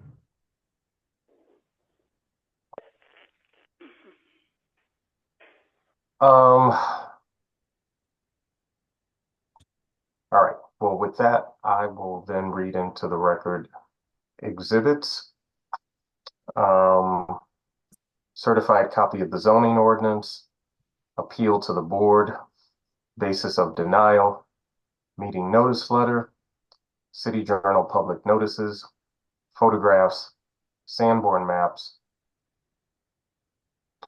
memo from Planning and Urban Design, email letter of opposition from Judith Southard and George Cadile, letter of opposition from Ted Hartzler, letter of opposition from Barbara G. Forgash, letter of opposition from James and Kristen Forgash, letter of opposition from Michael B. Finney, email letter of concern from Ross Adele, email letter of opposition from Lisa M. Braun, and an email addendum from, Rose Adele. With that, I will consider this appeal having been heard. Drea, can you read appeal number 11909? Appeal number 11909, 1531 South Broadway.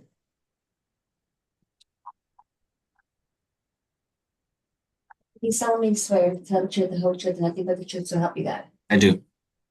Good afternoon, board members. My name is Evan Winkler, Community Development Planner for the City of St. Louis, and I'll be representing the Building Commissioner. I'm here to present evidence of an appeal to install 2 signs illuminated and 2 non-illuminated signs with existing electric at 1531 South Broadway. I'd like to present as evidence for this case photos and aerials of the said property, plans for the project, and a certified copy of the City of St. Louis zoning ordinance. The basis for denial of Springfield Sign Graphics, Inc., care of Alicia Walton, concerning the building commissioner's refusal to issue a building permit, authorizing the petitioner to install 2 signs illuminated, 2 signs non-illuminated with existing electric at 1531 South Broadway in City Block number 369.00 is as follows. The present zoning for this address is Zone G, Local Commercial and Office District. The intent of the applicable zoning provisions are to fix reasonable standards to which buildings and structures shall conform. The applicable zoning code provisions are section 26.16.020, structures prohibited. No structure shall be erected, placed, enlarged, or structurally altered unless such action shall make the premises upon which it shall stand conform to the regulations of the district in which the premises are located, unless authorized by other provisions of the zoning code. Also, section 26.70.040B6, site requirements for marijuana facilities. 6 is the facility shall not erect or use any freestanding signage and shall not have any temporary signage. All signs shall have appropriate permits prior to installation. Also, section 26.70.040B7, site requirements for marijuana facilities. 7 is the facility shall only be allowed wall signs, and no sign shall extend above the roof of the building or extend more than 15 feet in height above grade. The provisions of chapter 26.68 shall determine the total square footage of all signs attached to the building. Evidence of lawful nonconformity has not been presented. In summary, this applicant is applying for some signage. It's for a not medical, but just a comprehensive marijuana dispensary facility, and it's located in the G district. Marijuana facilities are regulated by a specific chapter of the zoning code, and there are site requirements for marijuana dispensaries as it relates to signage. Ground signs are not a permitted sign type for marijuana dispensaries. Therefore, 4 use variances would be required, 1 for each of the ground signs proposed. And on the site plan, they're labeled B, C, D, and E. And then in addition, an area variance would be required for one of the ground signs that's proposed to be 30 feet above grade. This is sign labeled D on the site plan. And the regulation only allows a sign to extend no more than 15 feet. The City of St. Louis Planning and Urban Design Agency states that there's no adopted neighborhood plan covering this location. The 2005 Strategic Land Use Plan does not address signage, and therefore the request is not applicable. And then the 2025 Strategic Land Use Plan also does not address signage, and therefore the request is not applicable. Planning staff finds the request of appeal 11909 is not applicable to the city's comprehensive plan. Are there any questions for me from the board?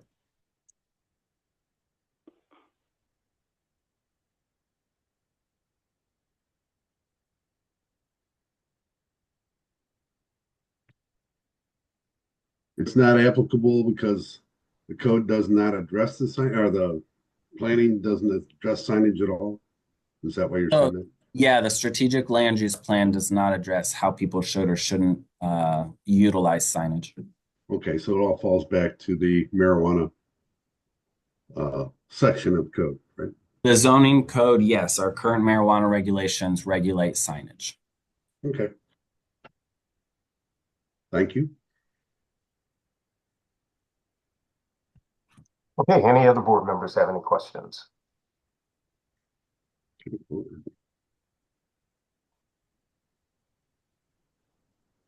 All right, let's hear from the appellant. All right. Reagan, or Sean. All right, so I'll ask Sean. Sorry about that.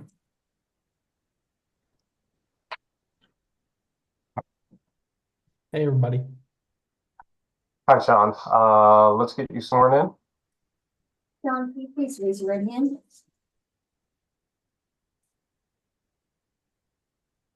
Do you swear or affirm to tell the truth, the whole truth, and nothing but the truth? So help you God.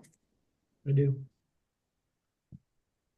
Okay, and then can you state your name and mailing address for the record? Sean Crawford, 1240 East Portland Street, Springfield, Missouri, 65804. Okay, and go ahead with your testimony. Thank you, members of the board. So we are proposing the 2 non-lit directional signs and then the 2 freestanding property signs for this location. Speaking to the directional signs first, the way the site lays out, this is technically a one-way through the drive-through and it circles back around. So we feel the directional signs are necessary to help with the traffic flow, to make sure that people are able to navigate the parking lot through the drive-through and get out safely. These will be placed at the entrance and exit off of Broadway. One will be an entrance only and one will be an exit only, and that's labeling they will have. There is no logos or anything else on there. Those are strictly meant to guide traffic. Also, with the way the code lays out, we have proposed a smaller monument sign on the corner of Marion and Broadway, and then a larger pylon sign on the corner of Marion and 7th Street. The way the property sits back, our parking lot is going to be the space between 7th Street and our building. So with that setback, we feel that there's needs to be some extra visibility for signage, so people know where we are at. The entrance is located on the other end. So just to avoid confusion, we also wanted to propose a smaller monument sign on the lower corner of Broadway and Marion, so that way it can continue to direct people into the site. Looking at the code with the zoning of G, we feel as with the normal business, these signs would be allowed. And I think previous tenants have also had both pylon and monument structures on the premises. Good Day Farm has spent a good chunk of change to revitalize the property. Looking at older photos, it's been grown up and in bad shape. They've really dressed up the building, made sure everything looks good. And our brand standards usually include the monument and the pylon, so we're trying to stay consistent throughout their footprint, not only in Missouri, but in other states. And I feel like the signs blend in with the surrounding area. We aren't throwing graphics up there that could be, the weed leaves or the common things you would see. They have a very clean design and look with text, white and black. And we feel as if there's certain parts of the marijuana industry that might need the regulatory code. We don't feel like freestanding signage is really causing any damage to the public, and it also increases awareness of the building and hopefully helps increase the profitability of the business and the long-term success of them staying in this area. So other than that, I appreciate your guys' time, and I'm willing to take any questions you might have. Any board members have any questions? Mel? I have a question for Evan. Oh. Go ahead, Joe. The sign on the building seems to be rather large. Does that comply with? It does. Actually, all of their signage would comply with the area requirements of this zoning district. And the sign on the building, they actually applied separately for that. And so it's already up. Oh, okay. Yep. So the real issue is the height of the one sign. The ground signs are not permitted, and then the height of the one ground sign. Yes, but the directional signs would be okay, correct? No, not per the marijuana. The most restrictive regulation applies. Okay, good enough. Didn't know that. Huh. People that probably need the directions aren't going to get it. My question is 30 feet. I mean, that seems to be a little high for the area. I don't know if anything else is 30 feet high in that area. Am I allowed to address? That's what I'm questioning you. Sing it back to you. We're more than happy to modify. If the code needs to be 15 foot, we do have a sign in our standard that can be 15 foot tall. Our interpretation of the code, we thought the 30 foot is part of that. So, but yeah, we are more than willing to drop down to the 15 foot necessary to conform with the height requirement. Okay, that's all. My personal opinion is 30 feet was just unnecessary. Understood. Yes. Yes,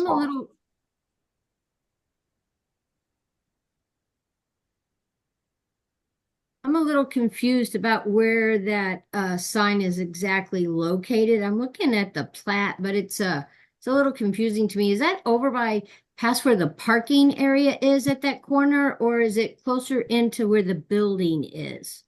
So the main, are we talking about the one that we're the 15 foot? 30-foot sign. Yes, ma'am. So that is going to be closer up towards the parking lot. If you look on the existing, there is a previous 3-post panel sign up there, and it's right there on that corner of Broadway and 7th. Thank you. Yes, ma'am.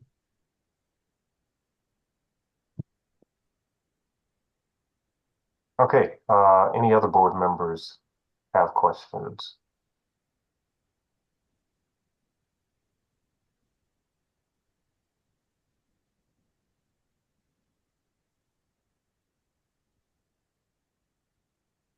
Okay, is there anyone here to testify in favor of this appeal? I see Reagan Etheridge. Let's get you sworn in. Swear or affirm to tell the truth. Oh, can you please raise your right hand? I'm sorry. Do you swear or affirm to tell the truth, the whole truth, and nothing but the truth? So help you God. I do. Okay. Can you state your name and mailing address for the record? Reagan Etheridge with Good Day Farm, mailing address 425 West Capitol Avenue, Suite 1400, Little Rock, Arkansas. Okay. go ahead with your testimony. I just wanted to echo Sean's response about that the company is willing to hear direction from the board on or just a little guidance in what would be permitted or allowed to provide noticeability to our business there. We do have a lot of screening in place, and as Sean mentioned, the facility there is set pretty far back on the site, and the parking is the main frontage of our property. So like I said, we would be willing just to limit what we've proposed to allow some type of leniency on some marketing to our property. Hey, Evan, Yes. is the placement of that pole sign, and I maybe called something else, I'm just calling it a pole sign. Is it okay where they're proposed for the location of it? It is, yes. Okay, thank you.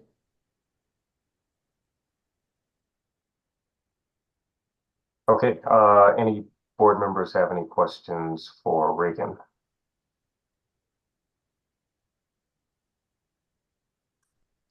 Okay, is there anyone else here to testify in favor of this appeal?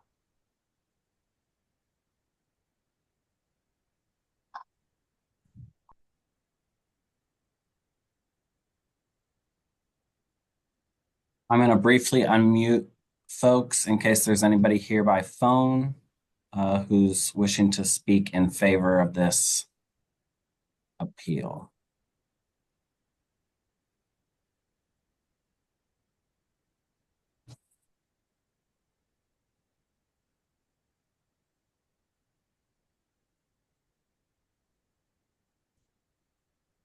Okay, is there anyone here to testify in opposition of this appeal?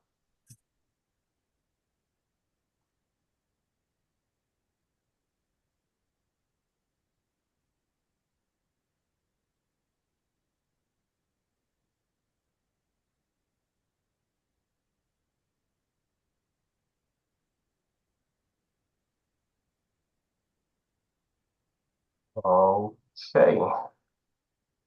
Well, with that, I will then read into the record exhibits, certified copy of the zoning ordinance, appeal to the board, basis of denial, meeting notice letter, City Journal public notices, photographs, Sanborn maps, and a memo from Planning and Urban Design. And with that, I will consider this appeal having been heard. Drea, can you read appeal number 11910? Number 11910, 3000 Minnesota Avenue. Evan, confirm the testimony you're about to give is the truth, the whole truth, and nothing but the truth, so help you God. I do. Again, my name is Evan Winkler, Community Development Planner for the City of St. Louis, and I'll be representing the Building Commissioner. I'm here to present evidence of an appeal to construct a series of townhouses and multifamily dwellings per plans at 3000 Minnesota Avenue. I'd like to present as evidence for this case photos and aerials of the said property, plans for the project, and a certified copy of the City of St. Louis zoning ordinance. The basis for denial of AHM Constructors, care of Aaron Bunce, concerning the Building Commissioner's refusal to issue a building permit, authorizing the petitioner to construct a series of townhouses and multifamily dwelling per plans at 3000 Minnesota Avenue in City Block number 2063.00 is as follows. The present zoning for this address is C, Multiple Family Dwelling District. The intent of the applicable zoning provisions are to regulate and restrict the location and uses of buildings, structures, and land for trade, industry, residence, and other uses, and to regulate and restrict the intensity of such uses. The applicable zoning code provisions are section 26.16.020, structures prohibited. No structure shall be erected, placed, enlarged, or structurally altered unless such action shall make the premises upon which it shall stand conform to the regulations for the district in which the premises are located, unless authorized by other provisions of the zoning code. Also, section 26.28.060A, front yard area, when 25% of frontage within the district is improved with dwellings, and a majority of such improved frontage has an observed front yard line with a variation in depth of not more than 6 feet, no building hereafter constructed shall project beyond the average front yard line so established, except that in no event shall the front yard line be greater than 50 feet. If less than 25% of such frontage is developed, then a front yard line for such frontage shall be the same as that of any other frontage located within 2 city blocks, as designated by house numbers in any direction from the site. If no such precedent is available, then the front yard line shall be a minimum of 10 feet, but may not be required to exceed 25 feet from the lot line at the front of the lot.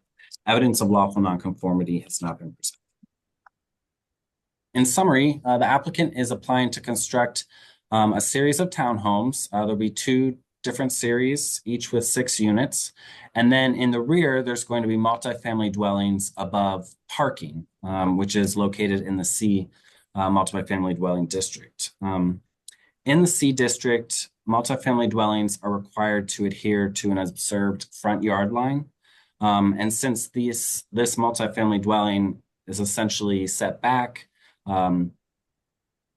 it doesn't meet the front yard area requirements. So an area variance would be required for essentially an 80-foot front yard setback when this block frontage would require 10 feet.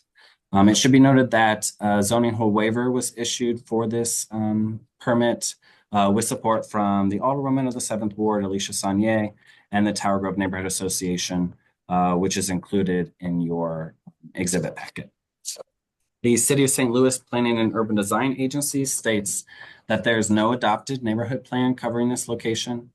The 2005 Strategic Land Use Plan calls this a neighborhood preservation area, and the granting of the variance is in keeping with the intent to promote quality rehabilitation that is sensitive to the character of existing residences. And then the 2025 Strategic Land Use Plan calls this area a medium intensity neighborhood. The granting of the variance would be in keeping with this designation's intent to support many housing types, ranging from small and medium scale to multi-unit buildings and single-unit buildings. Therefore, planning staff finds the request of appeal number 11910 is in keeping with the city's comprehensive plan. Are there any questions from the board?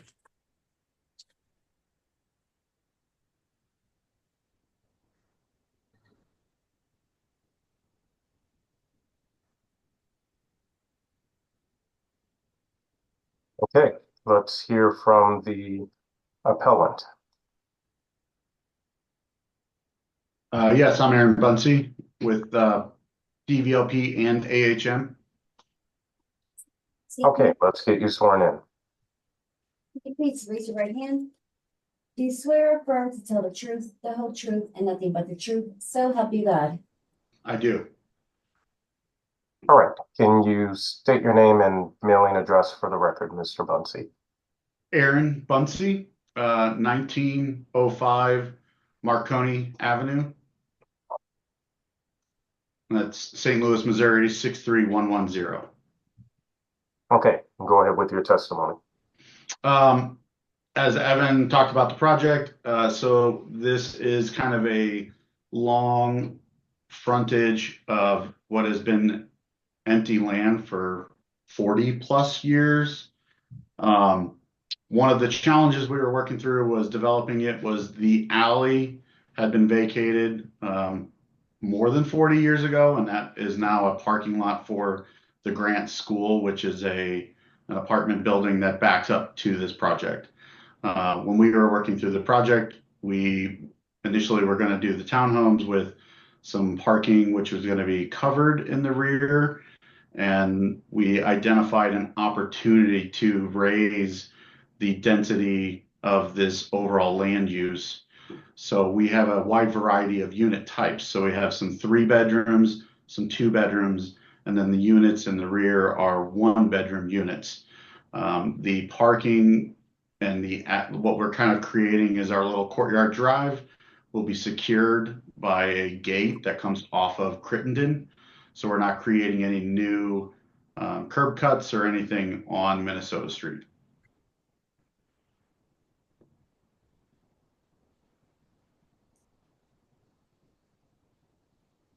Okay. Board members, any questions? What is the total unit count? Total units are 18 units. Total? Everything? Yep.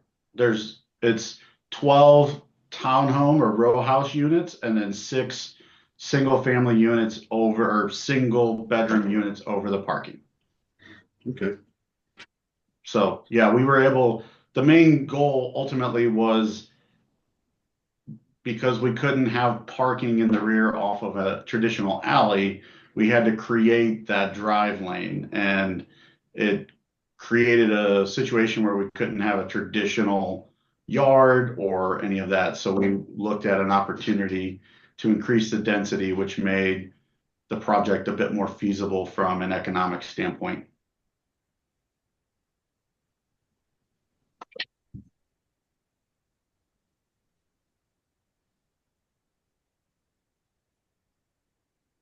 And again, we've gone through 2 rounds of approvals and reviews with both CRO and the neighborhoods, and we have approval and support from both groups. And just to verify, we have one-to-one parking? We have more than one-to-one on site, and there is also ample street parking available in this area. Yeah. Okay, thank you.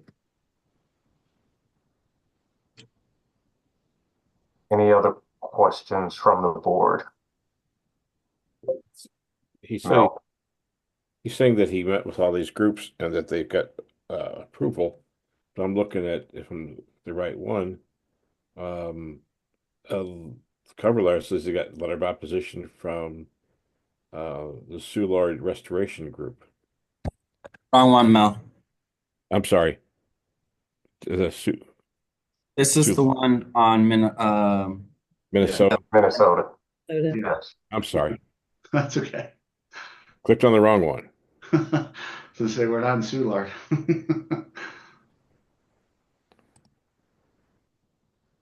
Any other board members?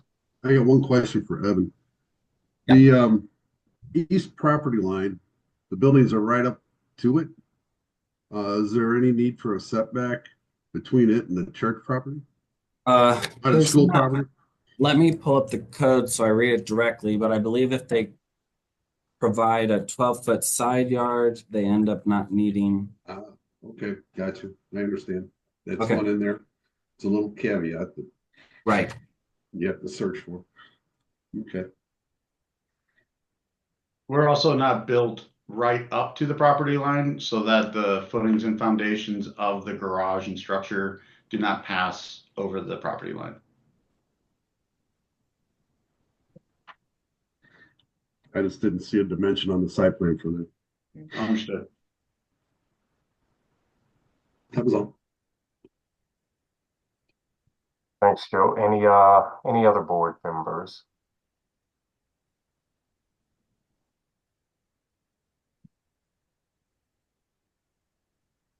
Okay. Thanks, Mr. Bunsey. Is there anyone here to testify in favor of this appeal?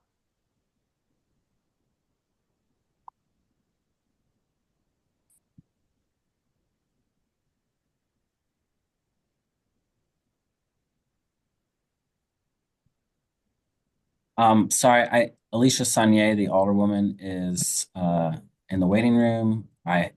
She's the alderwoman for this, so I just want to make sure she's maybe here to speak on this. Alderwoman, are you here to speak on this appeal? I am. Okay, let's get you sworn in. Can you please raise your right hand? Do you swear or affirm to tell the truth, the whole truth, and nothing but the truth, so help you God? I do. All right, and then can you state your name and mailing address for the record, Alderwoman? Alderwoman Alicia Sanier, 1200 Market Street. Okay, go ahead with your testimony. Thank you all for having me here today and for hearing this case. I am here to support their variance request. They have had a lot of engagement and communication with both the neighborhood and myself, and they have also talked with the Cultural Resources Office quite a bit. And so we do support the project. It's my understanding that it is zoned as a C multifamily, but the plans that were proposed would require the building vision to give them a variance ordinance in order to proceed. They've gotten a letter of support from the Tower Grove East Neighborhood Association. I've gotten a chance to read through that letter, and I am in agreement with the Neighborhood Association that we would like the project to receive affordable.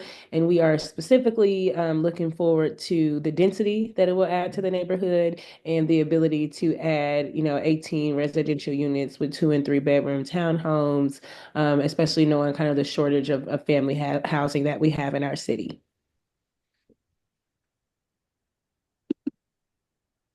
Okay. Any board members have any questions for the Alderwoman?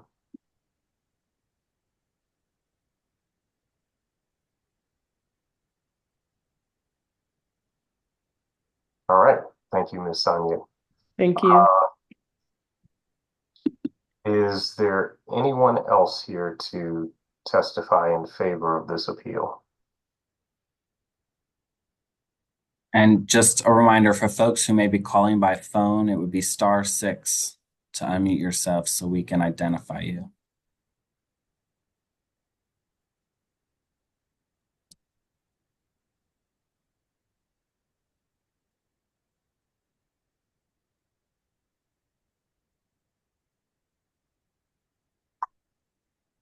Okay, is there anyone here to testify in opposition to this appeal?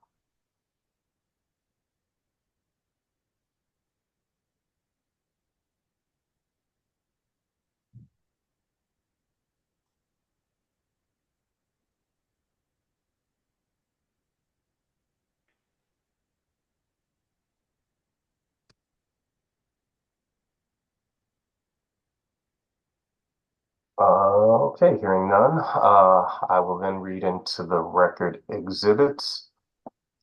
Certified copy of the zoning ordinance, appeal to the board, basis of denial, meeting notice letter, City Journal public notices, photographs, Sanborn maps, memo from Planning and Urban Design, an owner's statement for building permit issued with zoning hold, a letter of support from Alderwoman Sanye, and a letter of support from Tristan McKenzie, President 2024 through 2025 Tower Grove East Neighborhood Association.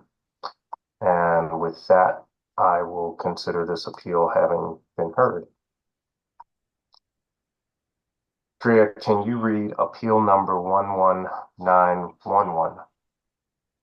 Number 11911, 2344 through 56 South 18th Street. Do you affirm, swear the testimony you're about to give, the whole truth, and nothing but the truth, so help you God? I do. Again, good afternoon, board members. My name is Evan Winkler, Community Development Planner for the City of St. Louis, and I'll be representing the building commissioner. I'm here to present evidence of an appeal to construct a multifamily dwelling per plans at 2344 to 56 South 18th Street. I'd like to present as evidence for this case, photos and aerials of the said property, plans for the project, and a certified copy of the City of St. Louis zoning ordinance. The basis for denial of design and restoration care of Leonard Adewume concerning the building commissioner's refusal to issue a building permit authorizing the petitioner to construct a multifamily dwelling per plans zoning only at 2344 to 56 South 18th Street in city block number 803.00 is as follows. The present zoning for this address is D, multiple family dwelling district. The intent of the applicable zoning provisions are to regulate and restrict the location and use of buildings, structures, and land for trade, industry, residence, and other uses, and to regulate and restrict the intensity of such uses. The applicable zoning code provisions are section 26.16.020, structures prohibited. No structure shall be erected, placed, enlarged, or structurally altered, unless such action shall make the premises upon which it shall stand conform to the regulations for the district in which the premises are located. unless authorized by other provisions of the zoning code. And then also section 26.32.060 front yard area, which takes you to 26.28.060A front yard area. The front yard regulations are the same as those in the C multiple family dwelling district. A is when 25% of a frontage within the district is improved with dwellings, and a majority of such improved frontage has an observed front yard line with a variation in depth of not more than 6 feet. No building hereafter constructed shall project beyond the average front yard line so established, except that in no event shall the front yard line be greater than 50 feet.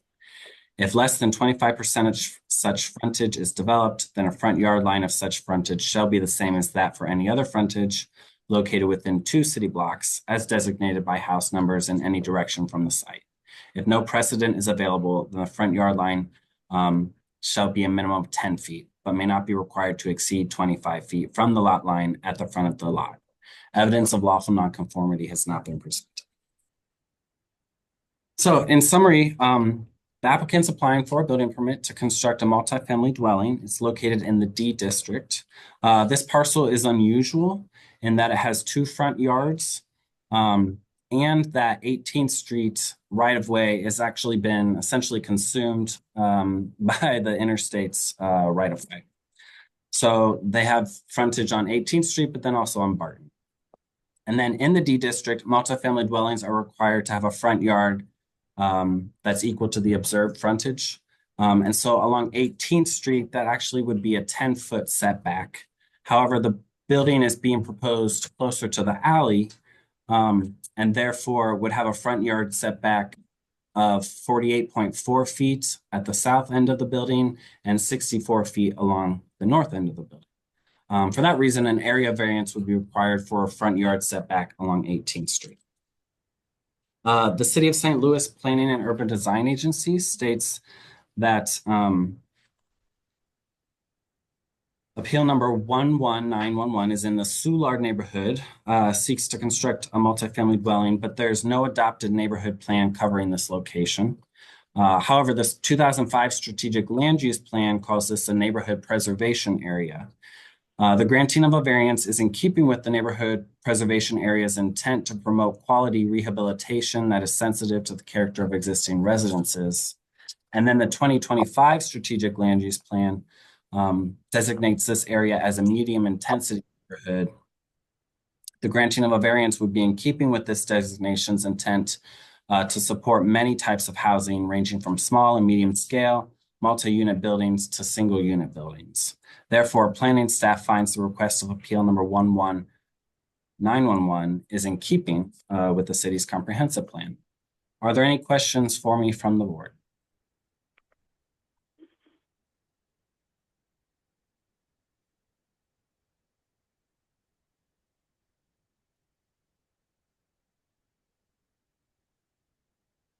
Okay, let's hear from the appellant. Leonard, sorry, let me find you so I can unmute you. There. Yes, yeah, I am. Leonard Adewunmi. Raise your right hand. Do you swear or affirm to tell the truth, the whole truth, and nothing but the truth, so help you God? I do. Okay, Mr. Adewunmi, state your name and mailing address for the record.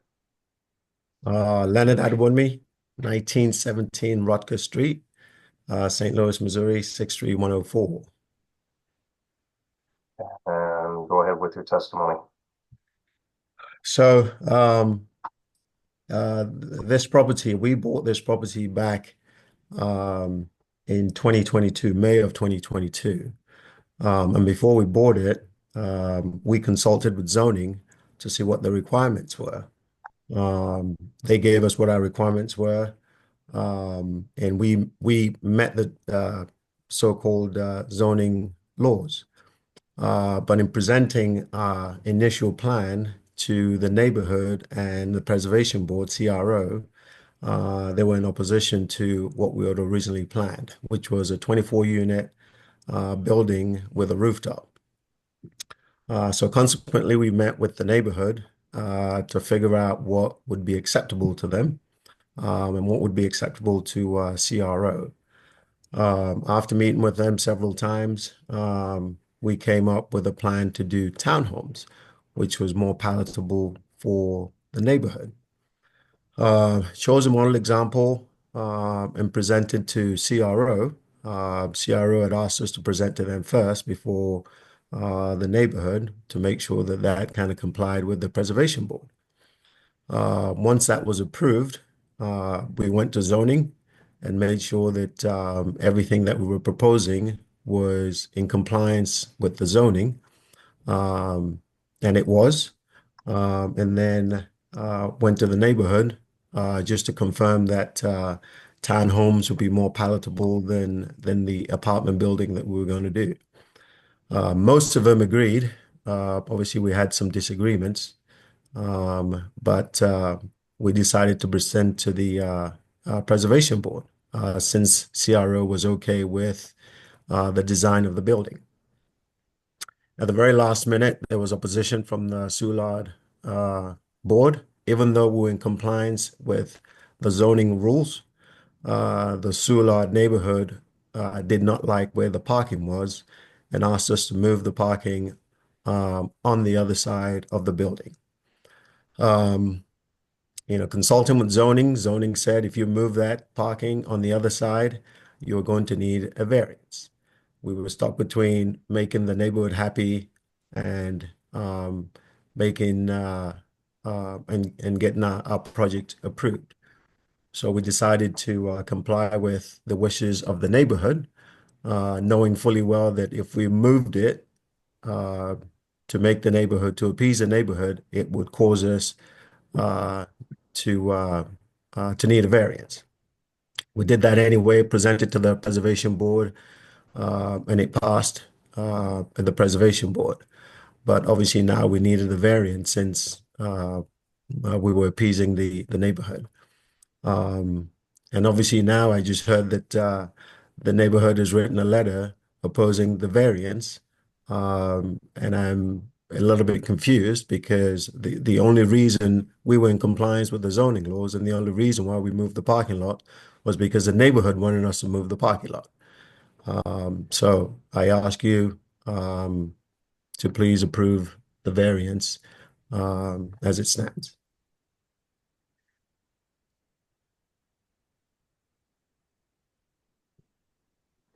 Okay, any board members have any questions?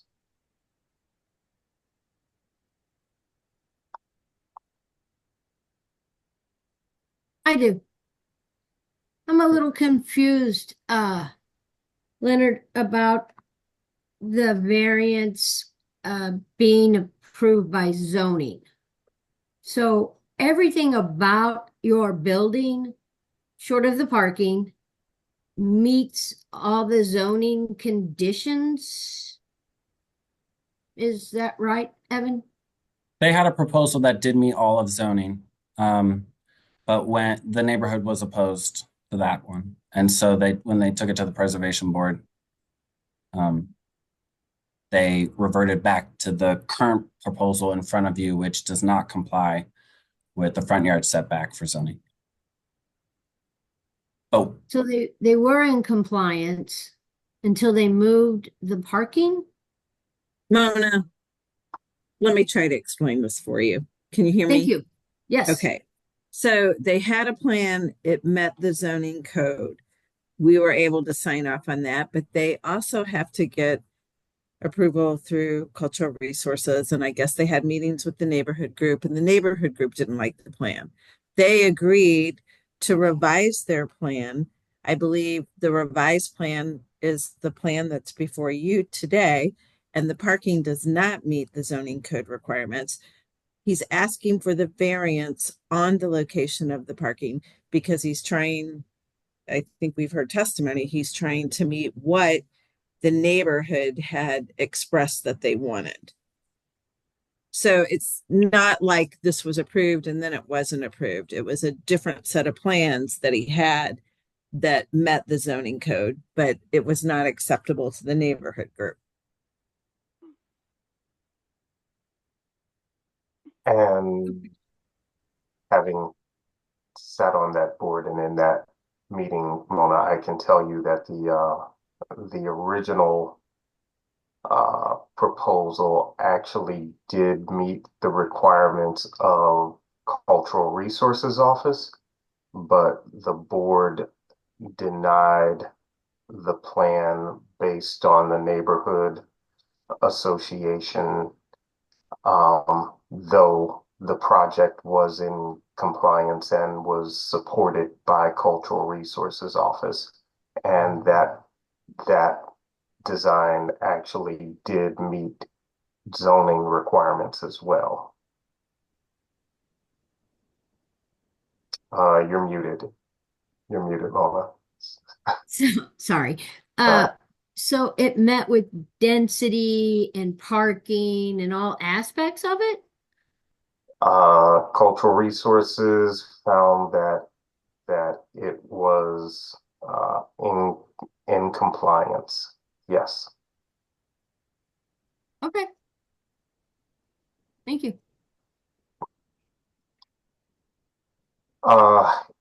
Any other board members have any questions?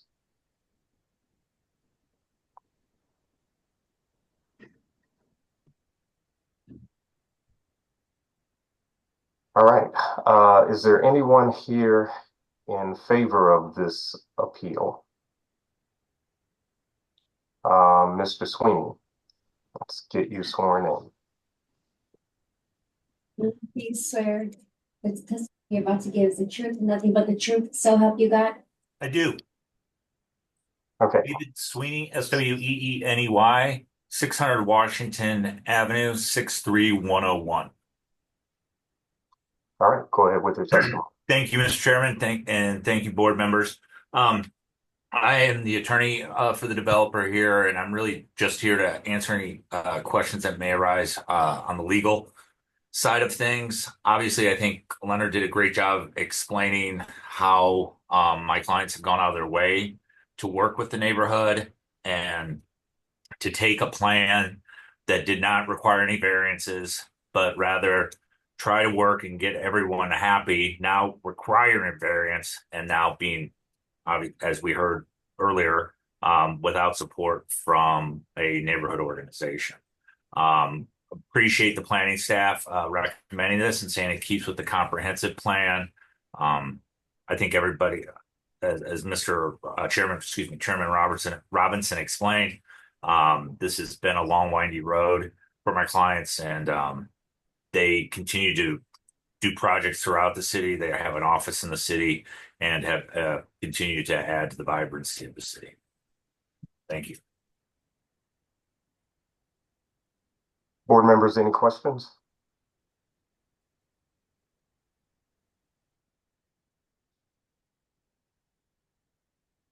I'm stuck on this parking. What makes the parking not comply, Evan? Parking is not permitted in the front yard, and 18th Street, even though it doesn't physically extend, there is the public right of way there. And so it's still considered a front yard. So the front yard setback has to be no greater than 10 feet, and then parking's not permitted in the front yard. Thank you.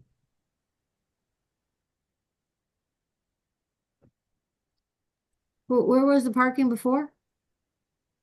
So the one that complied, the building was pushed toward 8th Street or 18th Street, or the highway essentially, and then parking would have been adjacent to the alley. Okay.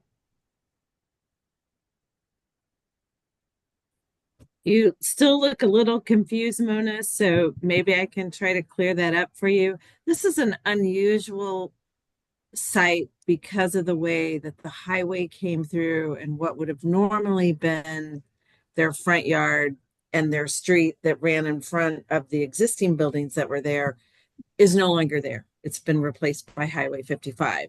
So right. To access this one portion of this lot, you have to go down an alley. Right. So when they originally did their plans, they did what we kind of like to see. They put the parking behind the structure on the alley. But because this is an odd shaped site, I think it would have looked kind of weird coming down the street and seeing that parking there. Another way to think of it is they're just kind of flipping it around because they don't really have a street frontage because the highway is there now. And I'm sure you're familiar with the location. You lived not too far from it. Oh, I sold it once, so yeah, I'm very familiar with it. Okay. So I just want you to understand it's an odd shaped parcel, you know. I feel like that's probably why it's taken a while to get it developed. So Right. Okay. I'm just trying to wrap my head around everything. Thank you. Sure. I guess where my biggest question was the number of units for the size of the lot is really where my question really lays more than anything. It just seemed like a lot to me. It's a large lot. In this district, I thought this question might come up, Mona. Oh, you're prepared. Okay, hit me. Yeah, so in this district, 750 square feet is required per dwelling. So the parcel is actually 17,254 square feet, which would allow for 23 units. And they're only proposing 16 units. 17,000. 254 square feet. Thank you. I couldn't quite write it down quick enough. And that's 16 units. So the size of the lot would actually allow for 23, but yes, they're only proposing 16 units. Thank you.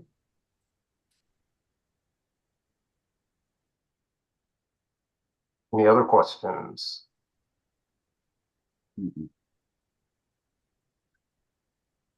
Okay, is there anyone else here to testify in favor of this appeal? AJ. Yes, my name is AJ Adewunmi. Okay, let's get you sworn in.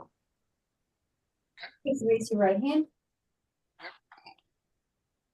Do you swear or affirm to tell the truth, the whole truth, and nothing but the truth? So help you God. Yes, I do. Okay. State your name and mailing address for the record. Name's AJ Adewunmi. Mailing address is 1917 Rutgers Street, St. Louis, Missouri 63104. Okay, go ahead with your testimony. I just wanted to obviously say that we're definitely in favor of this site getting built. We've gone back and forth with the city and trying to get approval through different ways, different methods to appease everybody. This was the last thing we had to do, which was to get in front of the neighborhood, and they were the one that said, "Hey, if you guys did this, we shouldn't have any problem with it." So I think we're at the point where we've done everything we're supposed to do.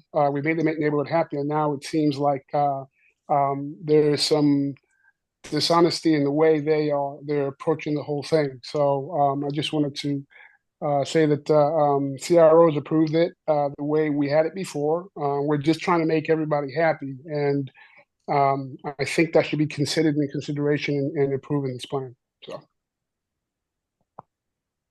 So, AJ, yes, who ma'am. at the neighborhood said that they were okay with this? I mean, is there a specific organization within the neighborhood, or was it the president of the organization? Can you elaborate on that, please? We were in compliance where we didn't need any variance from anybody. We could have, yeah. So we didn't, the neighborhood were, I don't want to mention any particular person. I don't want to. To me, the initial president was in favor of it, but I don't want to mention any particular person about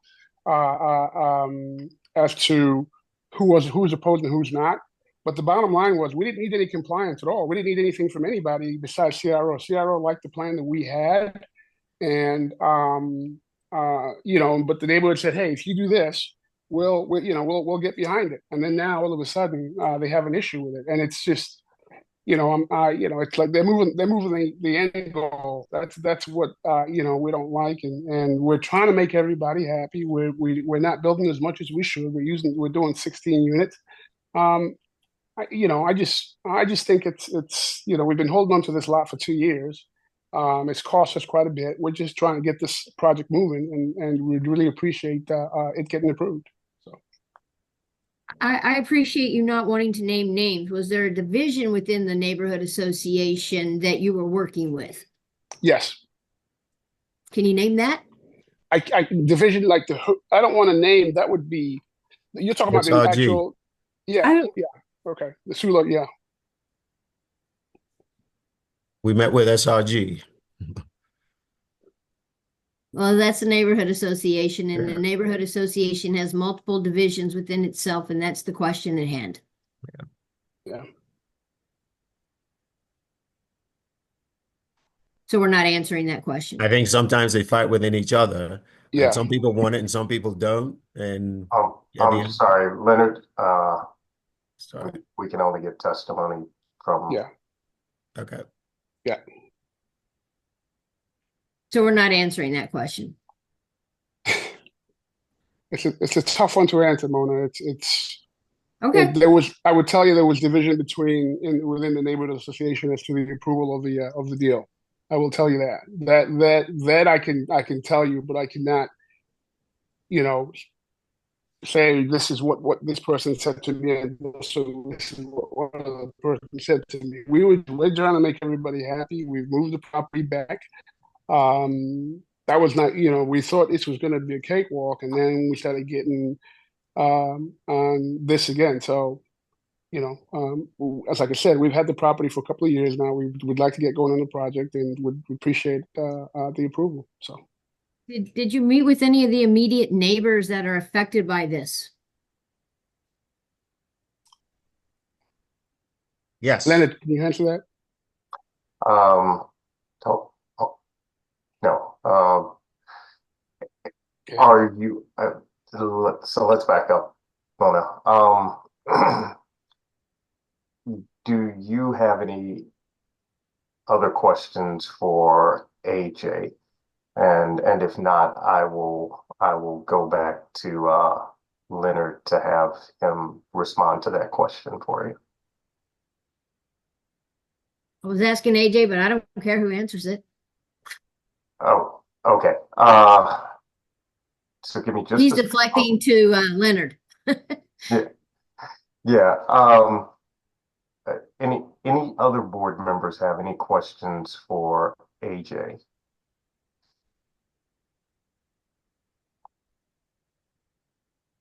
Okay. Thanks, AJ. Thank you. Leonard, question was posed by Mona. Yeah, thanks, Mona.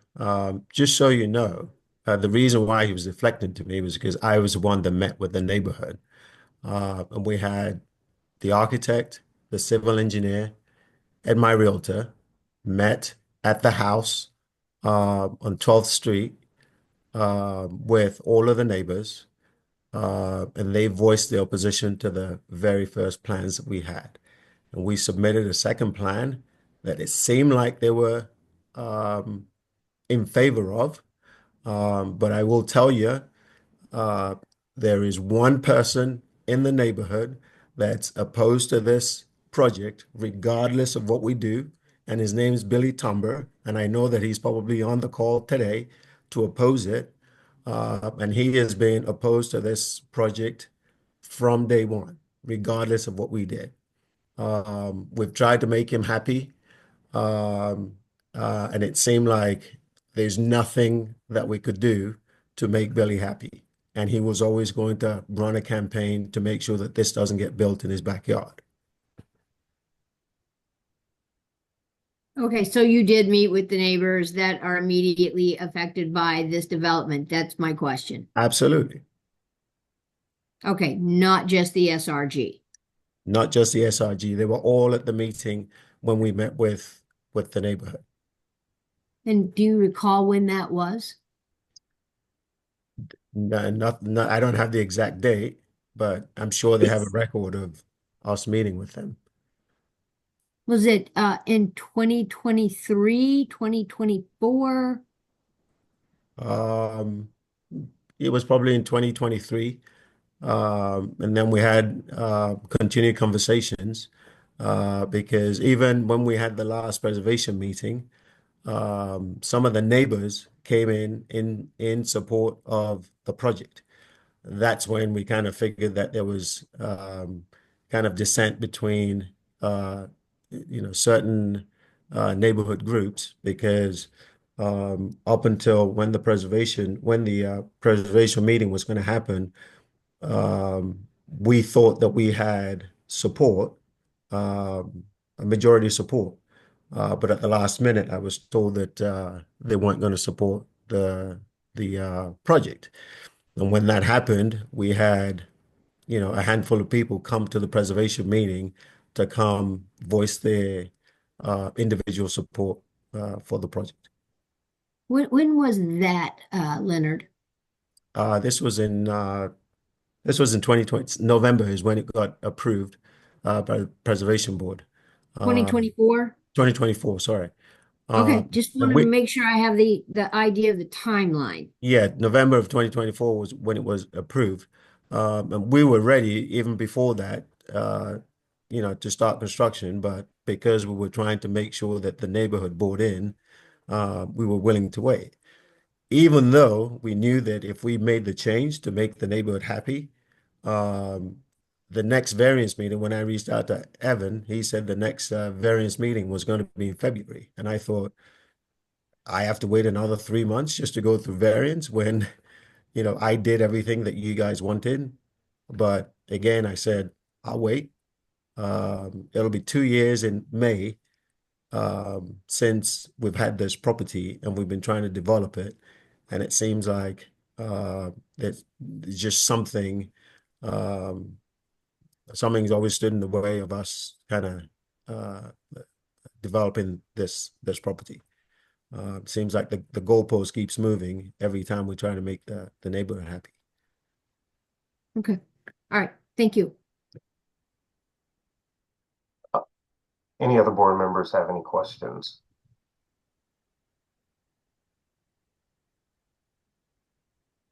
Okay, is there anyone else here to testify in favor of this appeal? Can I speak? Yes, let's find out who you are. Sure. I was on the meeting before I had to leave. Sorry, I'm a real estate agent. I had to go show some houses. I'm Laurie Bush. Okay, Ms. Bush, let's get you sworn in. Okay. Bush, can you please raise your right hand? Mm-hmm. You're affirmed to tell the truth, the whole truth, and nothing but the truth, so help you God. Yes, I do. Okay, and then state your name and mailing address for the record. Sure. It's Laurie Bush, 9889 Clayton Road, 63124. I just wanted to just speak up a little bit about DNR Building Group. I've been working with them for over 9 years, and I cannot say enough about them. They are, like he just said, they went in and, they had it all approved, and they went in and tried to do something to help the neighbors, with the variance to try and appease them. So that's the type of people they are. That's who I work with. They're a wonderful group. They do a really nice job with the buildings, and I 100% support this project.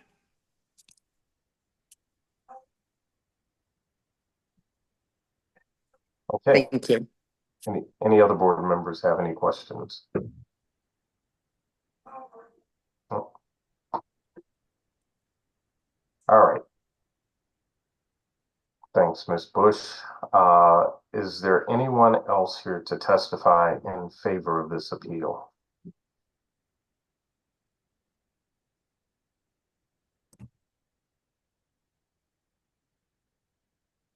Okay. Before I ask for opposition to this appeal, just to clarify, Cultural Resources Office gave its recommendation for approval on the previous project that came before the Preservation Board. What was approved is this project. The board did not approve the previous project. Okay. Is there anyone here in opposition to this appeal?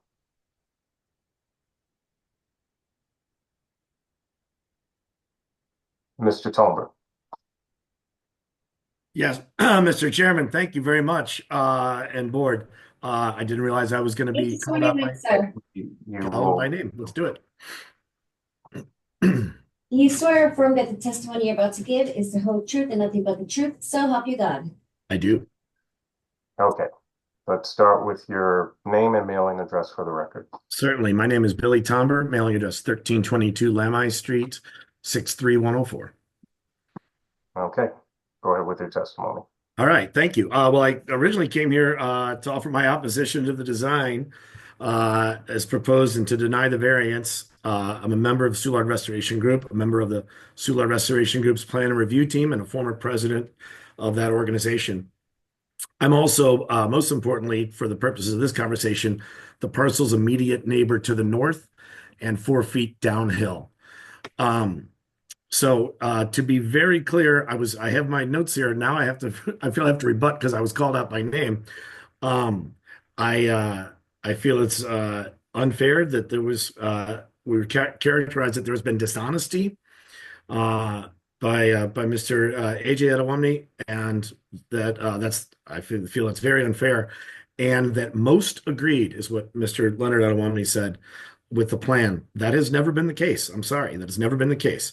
SRG objected to the 23 unit plan in November of 23. SRG objected to the 16 unit plan in September of 24 with the notation that it was too many units. SRG objected to the plan today. So there has never been a time when SRG has been in favor of this.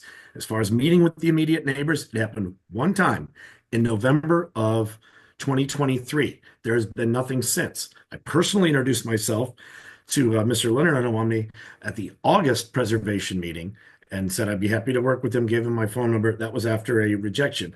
Gave him my information. We exchanged messages. I never heard anything back.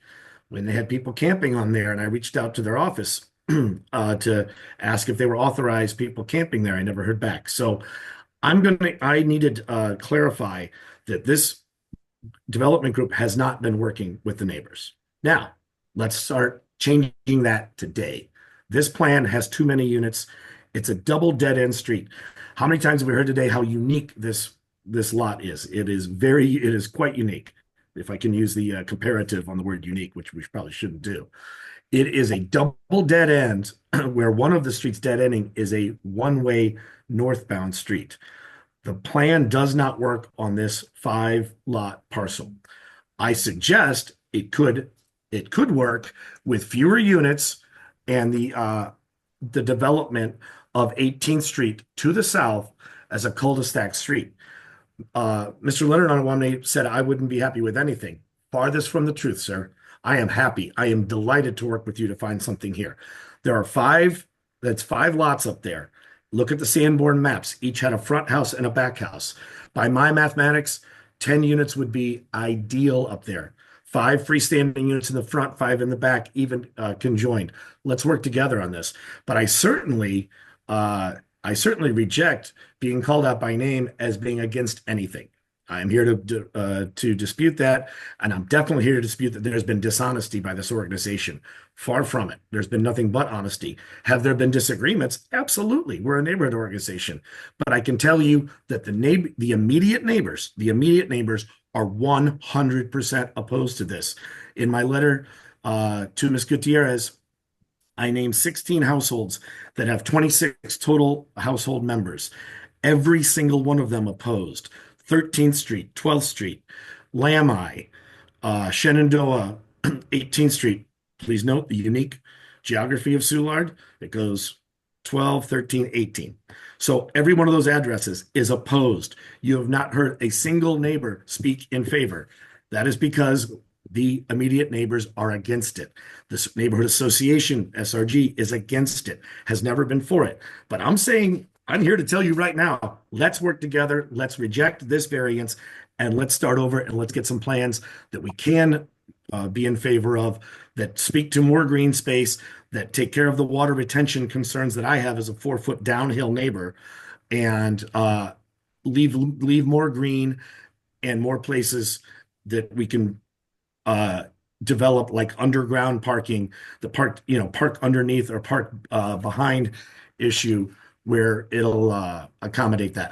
The word parking doesn't come up in any of my objections, by the way. It's all about the visitors, the trucks, the delivery, the refuse. All of these trucks that are going to be coming and going, 30 seconds. that are going to be, all these trucks, they're going to be coming and going through, going to be at least half the time using an alley as a street. Remember, folks, 2344 South 18th Street is a fiction. There is no 18th Street north of 2400. The idea is to build that street so that it's a to and from street. I'm all in favor of it, and we use that. Right now, you'll be asking our alley to become a to and through way for 16 additional households for all the deliveries and visitors and services that accompanies. It's too many, and we reject it and look forward to a better plan. Thank you very much. Thank you. Any board members have any questions? How wide is the alley? 12 Makes it feet. unusable.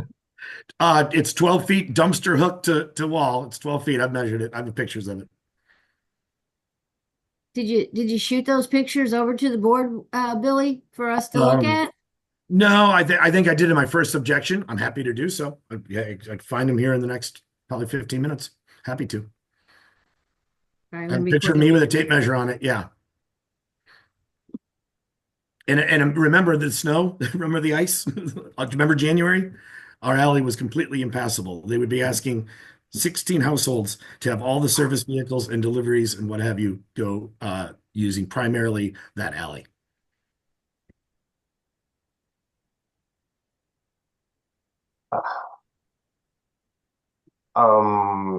Any other board members have any questions? Billy, would 10 units be that much different than 16 in the use of the alley? Or are you proposing a different street access for the lot? Sorry. Yeah. Sorry. I meant to be clear. I am proposing that 18th Street be reconstructed, the 2300 block of 18th Street be constructed from existing 18th Street and then to cul-de-sac at the northernmost point and then turn back around so that the street, the to and the from of 2344 South 18th Street, as it is proposed, would be 18th Street and not the alley. So Yes. they would build a new street?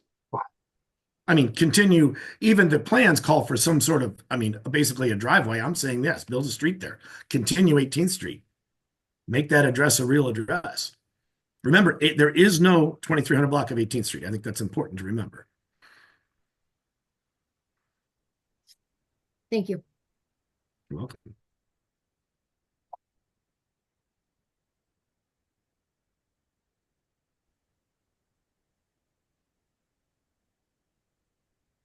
Hmm. So, Mr. Toner, Bill, yes, sir. Let's say the appellant were to actually create a new street. Explain to me how that does anything to this overall project from what's being proposed. Yeah, certainly. If you have the plans there, I have the plans in front of me. You're going to say, and you'll recall, of course, from our November meeting at PRB, it calls for the alley. Now, there were two different plans, ones that were presented and the ones that I had were two different things. But it shows the alley as being either the egress or the ingress into the development. It shows the alley as being taking on at least half the traffic there. And again, the drawings that were presented on 9/24/24 are not the ones that we were given on 9/9/24. So there's a little bit of confusion. That objection letter that I read earlier had 7 points in it. Many of them were already corrected by 9/24/24. And that's because I was sitting there looking at a drawing for the first time ever saying there's no windows on the front. Oh, apparently there are windows on the front now, and the sidewalk, if you remember those things. So if you can recall those, if you can refer to those drawings, you're going to see that it calls for the alley to become a major in or out of the design, depending on So what I see that and I understand that. And one of our requirements is off-street parking. And so in doing what you're referring to, they'd be out of compliance again. I don't know what you're referring to there. Well, if the appellant were to recreate 18th Street, it would then be a street and there would be no off-street parking. There would be a street and there's no off-street parking. What do you not understand about that? Oh, very good. I didn't know. I thought you were referencing the alley. My suggestion is a pull under situation like they have at I believe it's the 2800 block of Lemp and at the 2300 block. I'll have to get the numbers. Yeah, the 2300 block of 7th Street. That was my suggestion. I suggested that to Soulard Restoration Group PRT in September of 24 in advance of the Preservation Board meeting that we both attended. Okay, and my final question on this is, while you have recommended 10 units per our code, the appellant could have as many as 23 units, right, and has offered up significantly less than that. You understand that? Yeah, yes. 23 was the original, then 16. I'm saying, and every immediate neighbor is saying that it's too dense. Historical context is important here. This area has never been that dense. This is not the top of Soulard. This is not the red zone of people familiar with Mardi Gras terms. This has never been that dense. 1909 Sanborn maps spell it out. It was in the original documentation. It's 5 lots with 5 houses, and they have a back house. That's on me doing the simple math saying 5 in the front, 5 in the back is 10. And that's not, I didn't get anyone's approval on that. That is not me conferring with any board or any other, not even any other immediate neighbors. That's me just saying that. And I've said it anecdotally, and I've said it in conversations, casual conversations, and had enough people say, yeah, that sounds about right. Now, I'm sure there's other people that say that's too many, but that's fine.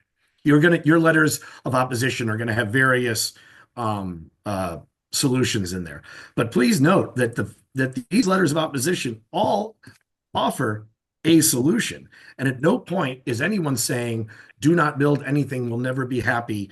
And certainly no one's ever moved the goalposts, and no one's being dishonest. So I take personal offense to that, since my name was mentioned, and the word dishonesty in my name. We've got testimony of that already. Thank you very much. Thank you, Mr. Chairman. Any other board members have any questions? All right, is there anyone else here in opposition to this appeal?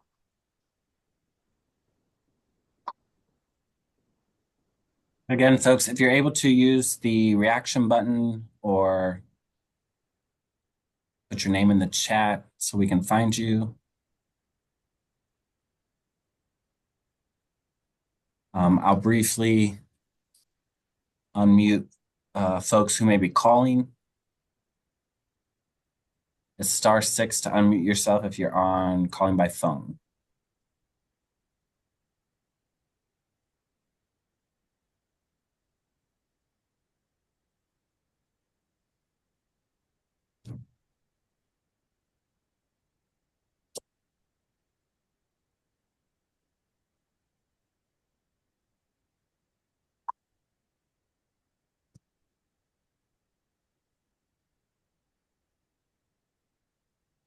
I don't see any, Chairman.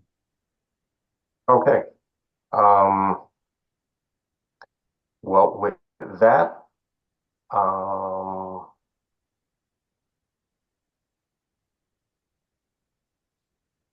there's a, Evan, there's a, it looks like a Samir Knox waiting in a, in the weight room. Okay, thank you. Let me get them in here.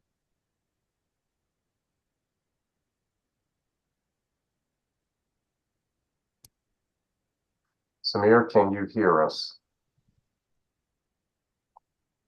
Samir, if you're calling by phone, it's *6 to unmute yourself.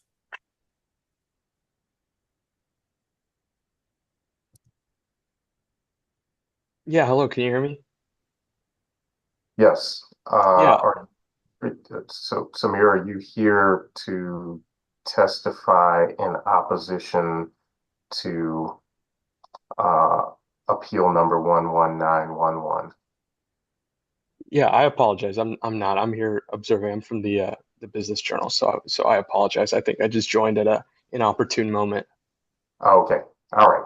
Thank you. All right. Well, with that, I will then read into the record exhibits. Certified copy of the zoning ordinance, appeal to the board, basis of denial, meeting notice letter, City Journal public notices, photographs, Sanborn maps, memo from Planning and Urban Design, email giving a background of the project from Leonard Adewunmi, email letter of opposition from Mark Wirtz, email letter of opposition from Maria Giardian, email letter of opposition from Sally Durbin, email letter of opposition from Adriano Martinez, president, board president of the Soulard Restoration Group Neighborhood Association. Email letter of opposition from Samantha Kirby, and an email letter of opposition from Billy Tomer. And with that, I will consider this appeal having been heard, and we will now move into our deliberative portion of this hearing.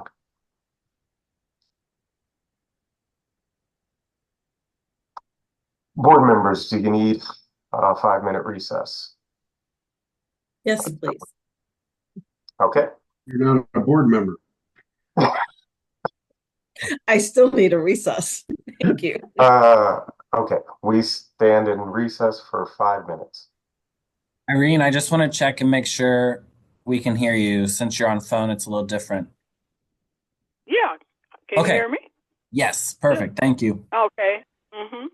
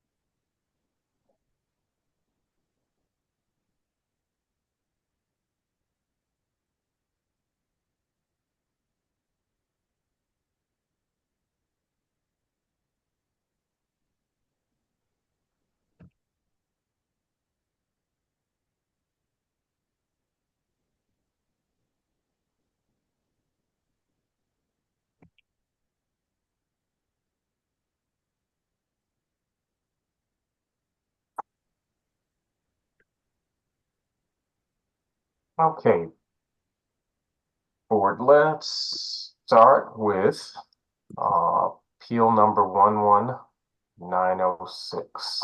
Is Joe back? It's an Yeah, I'm easy here. one. I'm here. I never left. Anybody got an issue with 700 Holly Hills? No. Me No. either. No. Was that a motion? I'll make a motion to approve. I'll second. Okay, moved by Mona, seconded by Joe. All of those in favor? Aye. Aye. Aye. Aye. All of those opposed? Motion carries. Findings, Mona? Don't be a detriment. Okay. Moving along, appeal number 11907, 3895 Holly Hills. I'd like to make a couple of comments about this one. Personally, I don't have an issue with this, and there are multiple houses in this neighborhood that have carriage houses or garages with apartments over them. A lot of them over here in this neighborhood, frankly. And it's not a two-family. No. And I don't really see that they're raising the roof line that much personally. I don't know if anybody else wants to chime in here. I mean, So- I don't know these people, but I don't have an issue here. I agree with you, Mona, which is why I ask questions about, building footprint changing, that sort of thing, because there are other carriage houses in the neighborhood. But probably my only concern, given the historic district, is changing the roof line from a 10 and 10, 12 to 12 16 and pitch 12. to a 16, 12, which is pretty substantial. That would probably be my only concern. And what that does, because you've got brick eaves, is that then really changes what this original building looks like. Is this a historic district though? Not technically. I mean, I don't believe it's a historic district as far as the city hasn't designated it a historic district, has it? Yeah.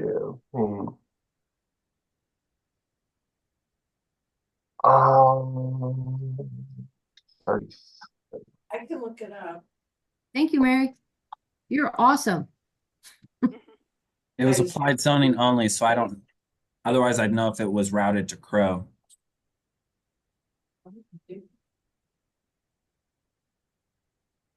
God knows they like to stick their nose in it. I mean that in the nicest of ways. Yes, no, it's not. Okay, I'm sorry. It's actually a National Register District Preservation Review District. So no, not a local historic district. I still potentially see that 1012 to 1612. Yeah, that bothers me a bit, but outside of that, overall, I have no issues with it. Could go, Thoughts, Joe? Or Mel? I'll just leave it go. I was gonna say you could, let them try and resolve the issue, because it seems like a lot of things were misunderstood by everybody that seemed to come out here. And I don't know if they could work something out to get something done to resolve those issues. But ultimately, I don't know if changing the pitch of the roof and changing the height is going to be that big of a difference to the area, to the overall. I know the house. I mean, I've been by there a couple of times, and very familiar with it, so I understand what they're saying, but at I some mean, point, they're talking about the house being derelict. There's a house over on Leona that's been a piece of crap and vacant for years. You know, and then they want to dog her. She spent $349,000 and has been sitting on this thing, getting her plans together for well over a year. You know, I mean, that's a commitment right there to get the plans right and then make these payments. You know, and what difference does it make, in my opinion, how she titles the house?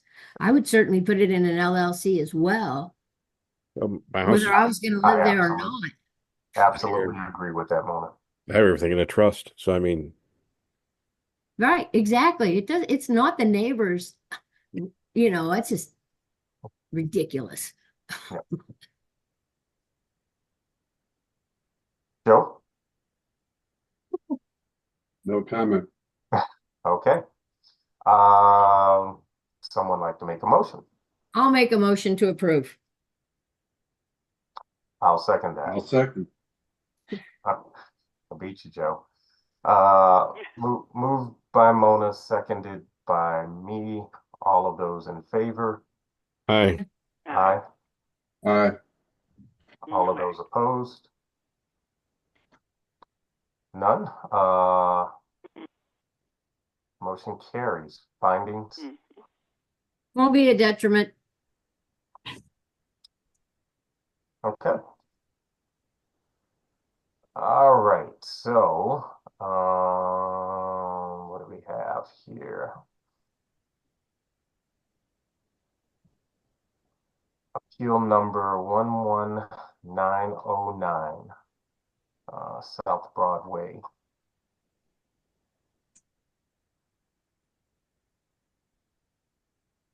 Lord assigned to 15 feet now. I Make a motion to approve. I just I realized I represent the building next door at 1525. I'm their broker, so I'm going to recuse myself from any voting on this. Okay. Well, what was your motion, Joe? My motion is to lower the sign, the pole sign, or whatever we want to call it, to 15 feet. That's the condition I would put on it. So your motion is for them to submit revised plans that Revised show plans, pole sign. 15 feet. I'll second. Okay. Moved by Joe, seconded by Mona. All of those in favor? Aye. Aye. Aye. All of those opposed? Motion carries. As conditioned, it won't be a detriment. Okay. Thanks, Joe. All right. Appeal number 11910. The one I confused. The one you confused, the multifamily, one of two multifamilies. Yeah, we all do it, Mel. Just I'm keeping us familiar on our with- toes. I'm familiar with the property, and I thought somebody should have developed this a long time ago. And the trick they're playing with the units over the garage, I did that on Maryland Avenue.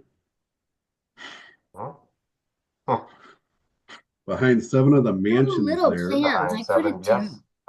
We did, I don't know how many units of apartments above the garage. Right on the alley. Yep. And I've been in them, Joe.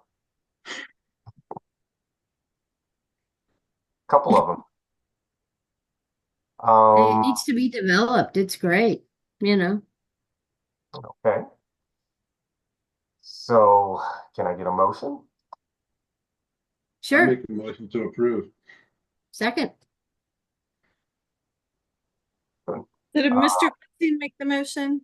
Mr. Yes, ma'am. Clerk? Yes. Moved by Joe, seconded by Mona.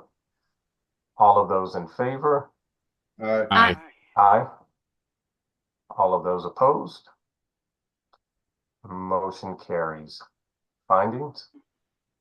It'll be an asset for the neighborhood. Got that, Mary? Mark Asset. the solar I quality. know. Mr. Clitty's I trying to only make said that to put a smile on the women. Myrna, we might have to go celebrate. We will. First one for him this year. So Is it? All right, and Oh my. last 11911. Okay. This is killing me here. Hey, Myrna, is this the site that at one time was going to be the swimming pool for the neighborhood? Yes, yes. I worked so hard to try to make that a swimming pool, Mary. You have no idea. I always wish the swimming pool would be there, but I don't really have a dog in the fight, so. Me either. I know this alley so well. I know this lot so well. This is hard for me. I'll be honest with you. I think the entrance off the alley is a horrible idea. Honestly, that alley it slopes down right there at the it needs to be developed. It does. It's been sitting vacant forever. It was Mary Sheridan's lot when she owned the house on the corner.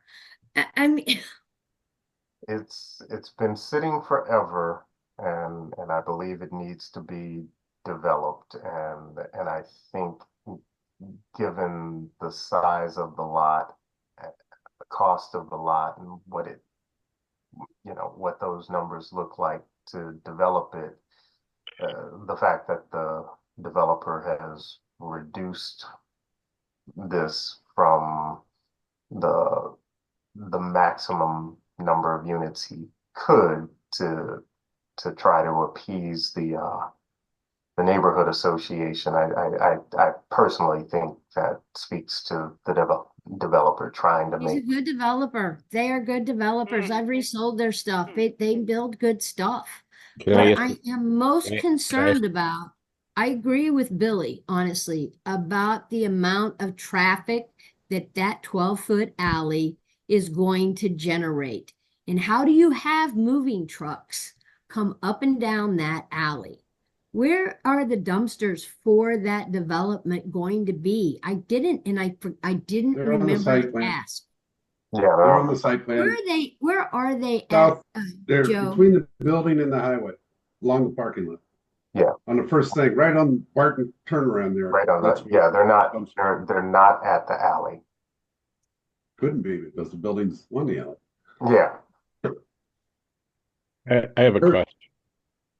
Personally, I think that they missed an opportunity by switching the parking to the other side. They would have put the building up against the highway. Now you got this large area that you could actually develop it to where access is in and everything else. Now, I haven't done anything but a 15-minute look at the site plan. I don't know if you could modify the parking to make the same numbers, probably. Yeah. But doing You a actually- 30-degree angled parking and making it one way around forces everybody to go in the alley. But if you left the parking on that side, you could have redeveloped at least the length of the development, the alley, to where it was usable. Mm-hmm. So I always thought I actually brought that up in the Historic Preservation Board meeting exactly the way you described it, and that I believe was the best use. However, SRG would not. They were not in support of that. That was the best design. But and Cultural Resources Office were in support of it, but the neighborhood association wasn't. They honestly wouldn't even be here if it were not for them trying to accommodate that. I honestly felt like this was not as good of a design, but it was what was approved because the neighborhood association opposed exactly what you described. Yeah. Can I ask a question? I heard him say somewhere along the line that originally, if they would have left it originally, they wouldn't even they would not have needed to come to this board at all, correct? They would have got approved. That that design, So I They mean, that's am I correct? correct. They would Mary? have got it approved for zoning, but just Yeah. because you get it approved for zoning doesn't mean that it's going to pass at cultural resources. But It I know, has to pass both. Yeah. but even if we give it for zoning here, they still have to get that taken care of. But originally the zoning, No, it's already been approved by cultural resources. so Let me restate that because cultural resources did not approve. It has already been approved by the Historic Preservation Board. what I'm just saying is their design was originally, if they wouldn't have tried to change something, they would not even been here for zoning, correct? Correct. They would not have been here for zoning, but there was opposition to that original proposal that Joe That's all I'm saying is okay. I just want to get through in my mind that at one point in time, they wouldn't even need to have been here if they had stayed the original design. They'd have gone to other boards to get approval, but they wouldn't have had to come here.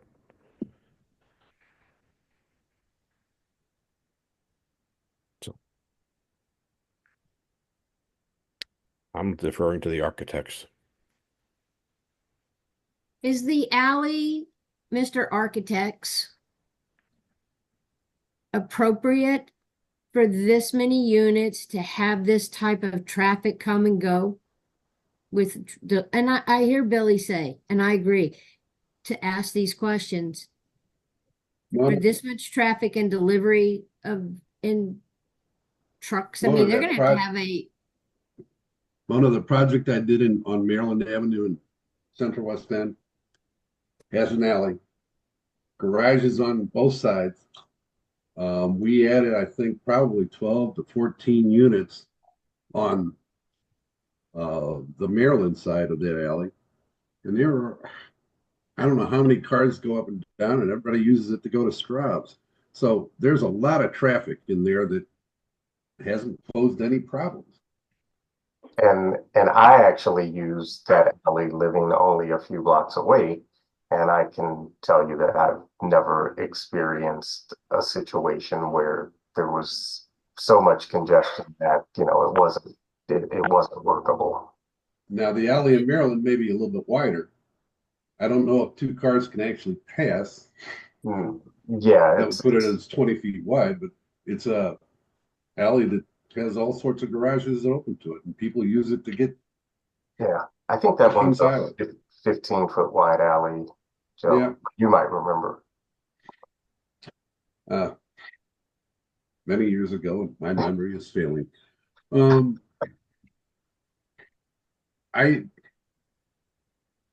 in a quandary on this because I think am that too. the developer's gone everywhere, done everything that he's done. He's bent over backwards to do everything that they've asked. I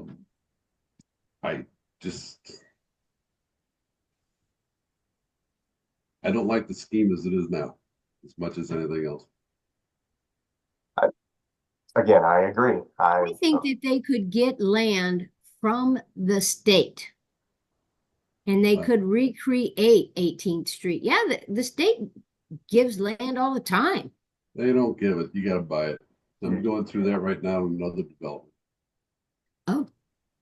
Yeah, but I they was do gonna sell. say they'd have to purchase that, and then once they do that, then they incur more cost, and then the development doesn't necessarily work with 16 units anymore, and now we're back up to some other amount. Shit, And I wanted him to put a street in.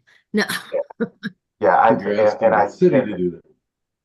And I brought that up to one of the people who were in opposition because I understand that that's going to increase cost and that's going to make this project really not viable as a development as it stood and require then more units. Yeah.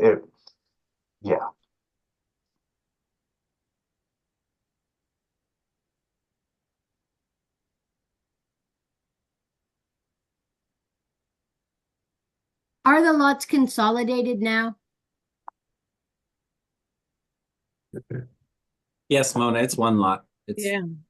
third. He was. I figured it was. I just wanted to make sure.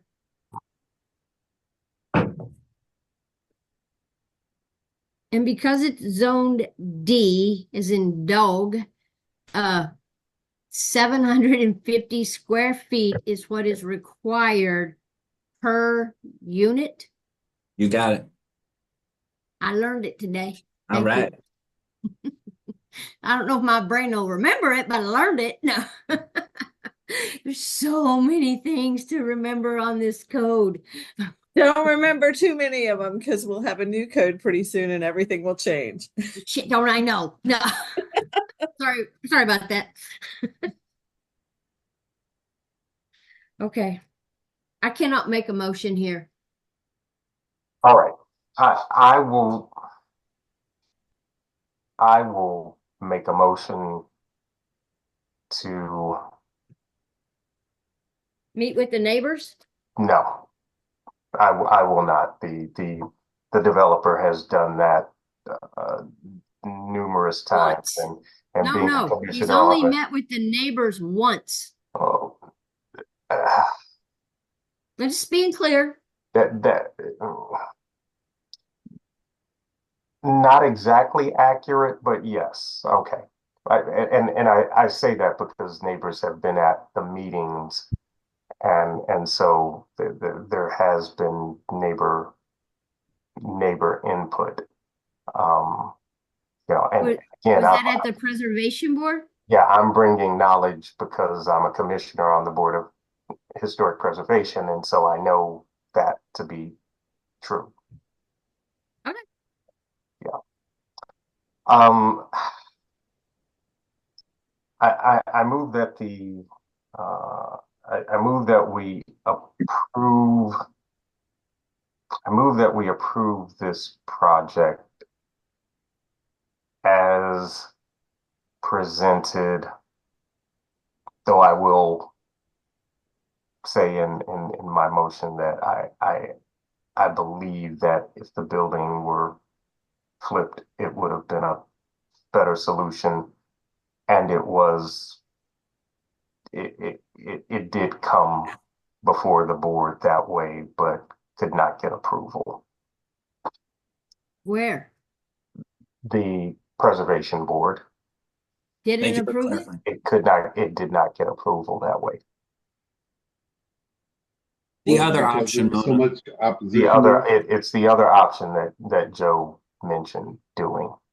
Well, So in okay. other words, Mona, the option that had no zoning issues did not get approved by Cultural Resources. So now we're looking at a set of plans that was approved, I'm sorry, not by Cultural Resources, but the Preservation Board. So, and yeah. it has a zoning issue. So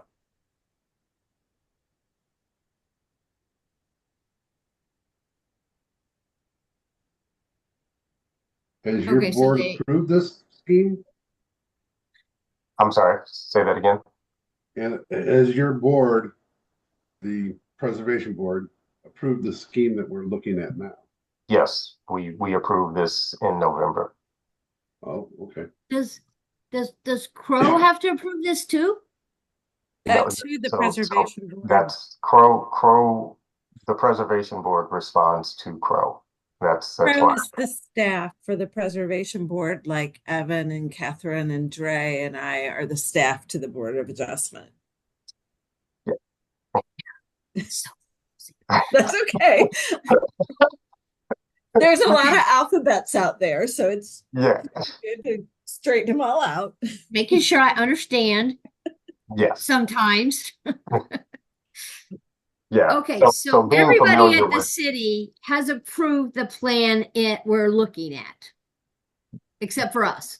that would be correct. Okay. And so there is a motion on the table, correct? There is a motion to approve as proposed.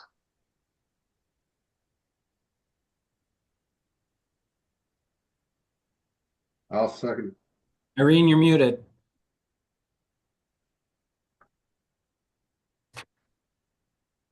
You heard me, right, Anthony? Yeah, I did. I was Yeah. waiting for Irene. Yeah, Oh, okay. Moved by me, seconded by Joe, All of those in favor? Aye. Aye. Aye. Aye.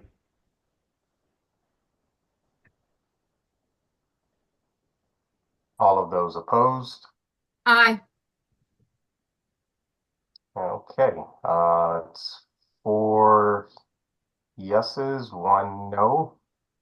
Motion carries. Findings will not be a detriment. Because you don't live there. I don't, but I live a couple of blocks down from where Joe put all of those extra units in the back, and geez, and I'm okay with that as well. I think it actually helped the neighborhood. You have a wider alley. 3 feet. And I've made a U-turn in that alley in the snow.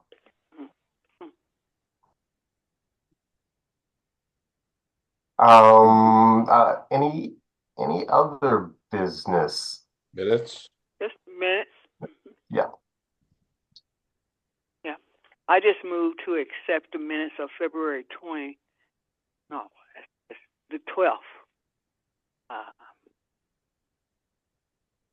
That's my motion. I'll Okay. second it. Moved by Irene, seconded by Joe. All of those in favor? Aye. Aye. Aye. Aye. All of those opposed? Motion carries. Minutes are in.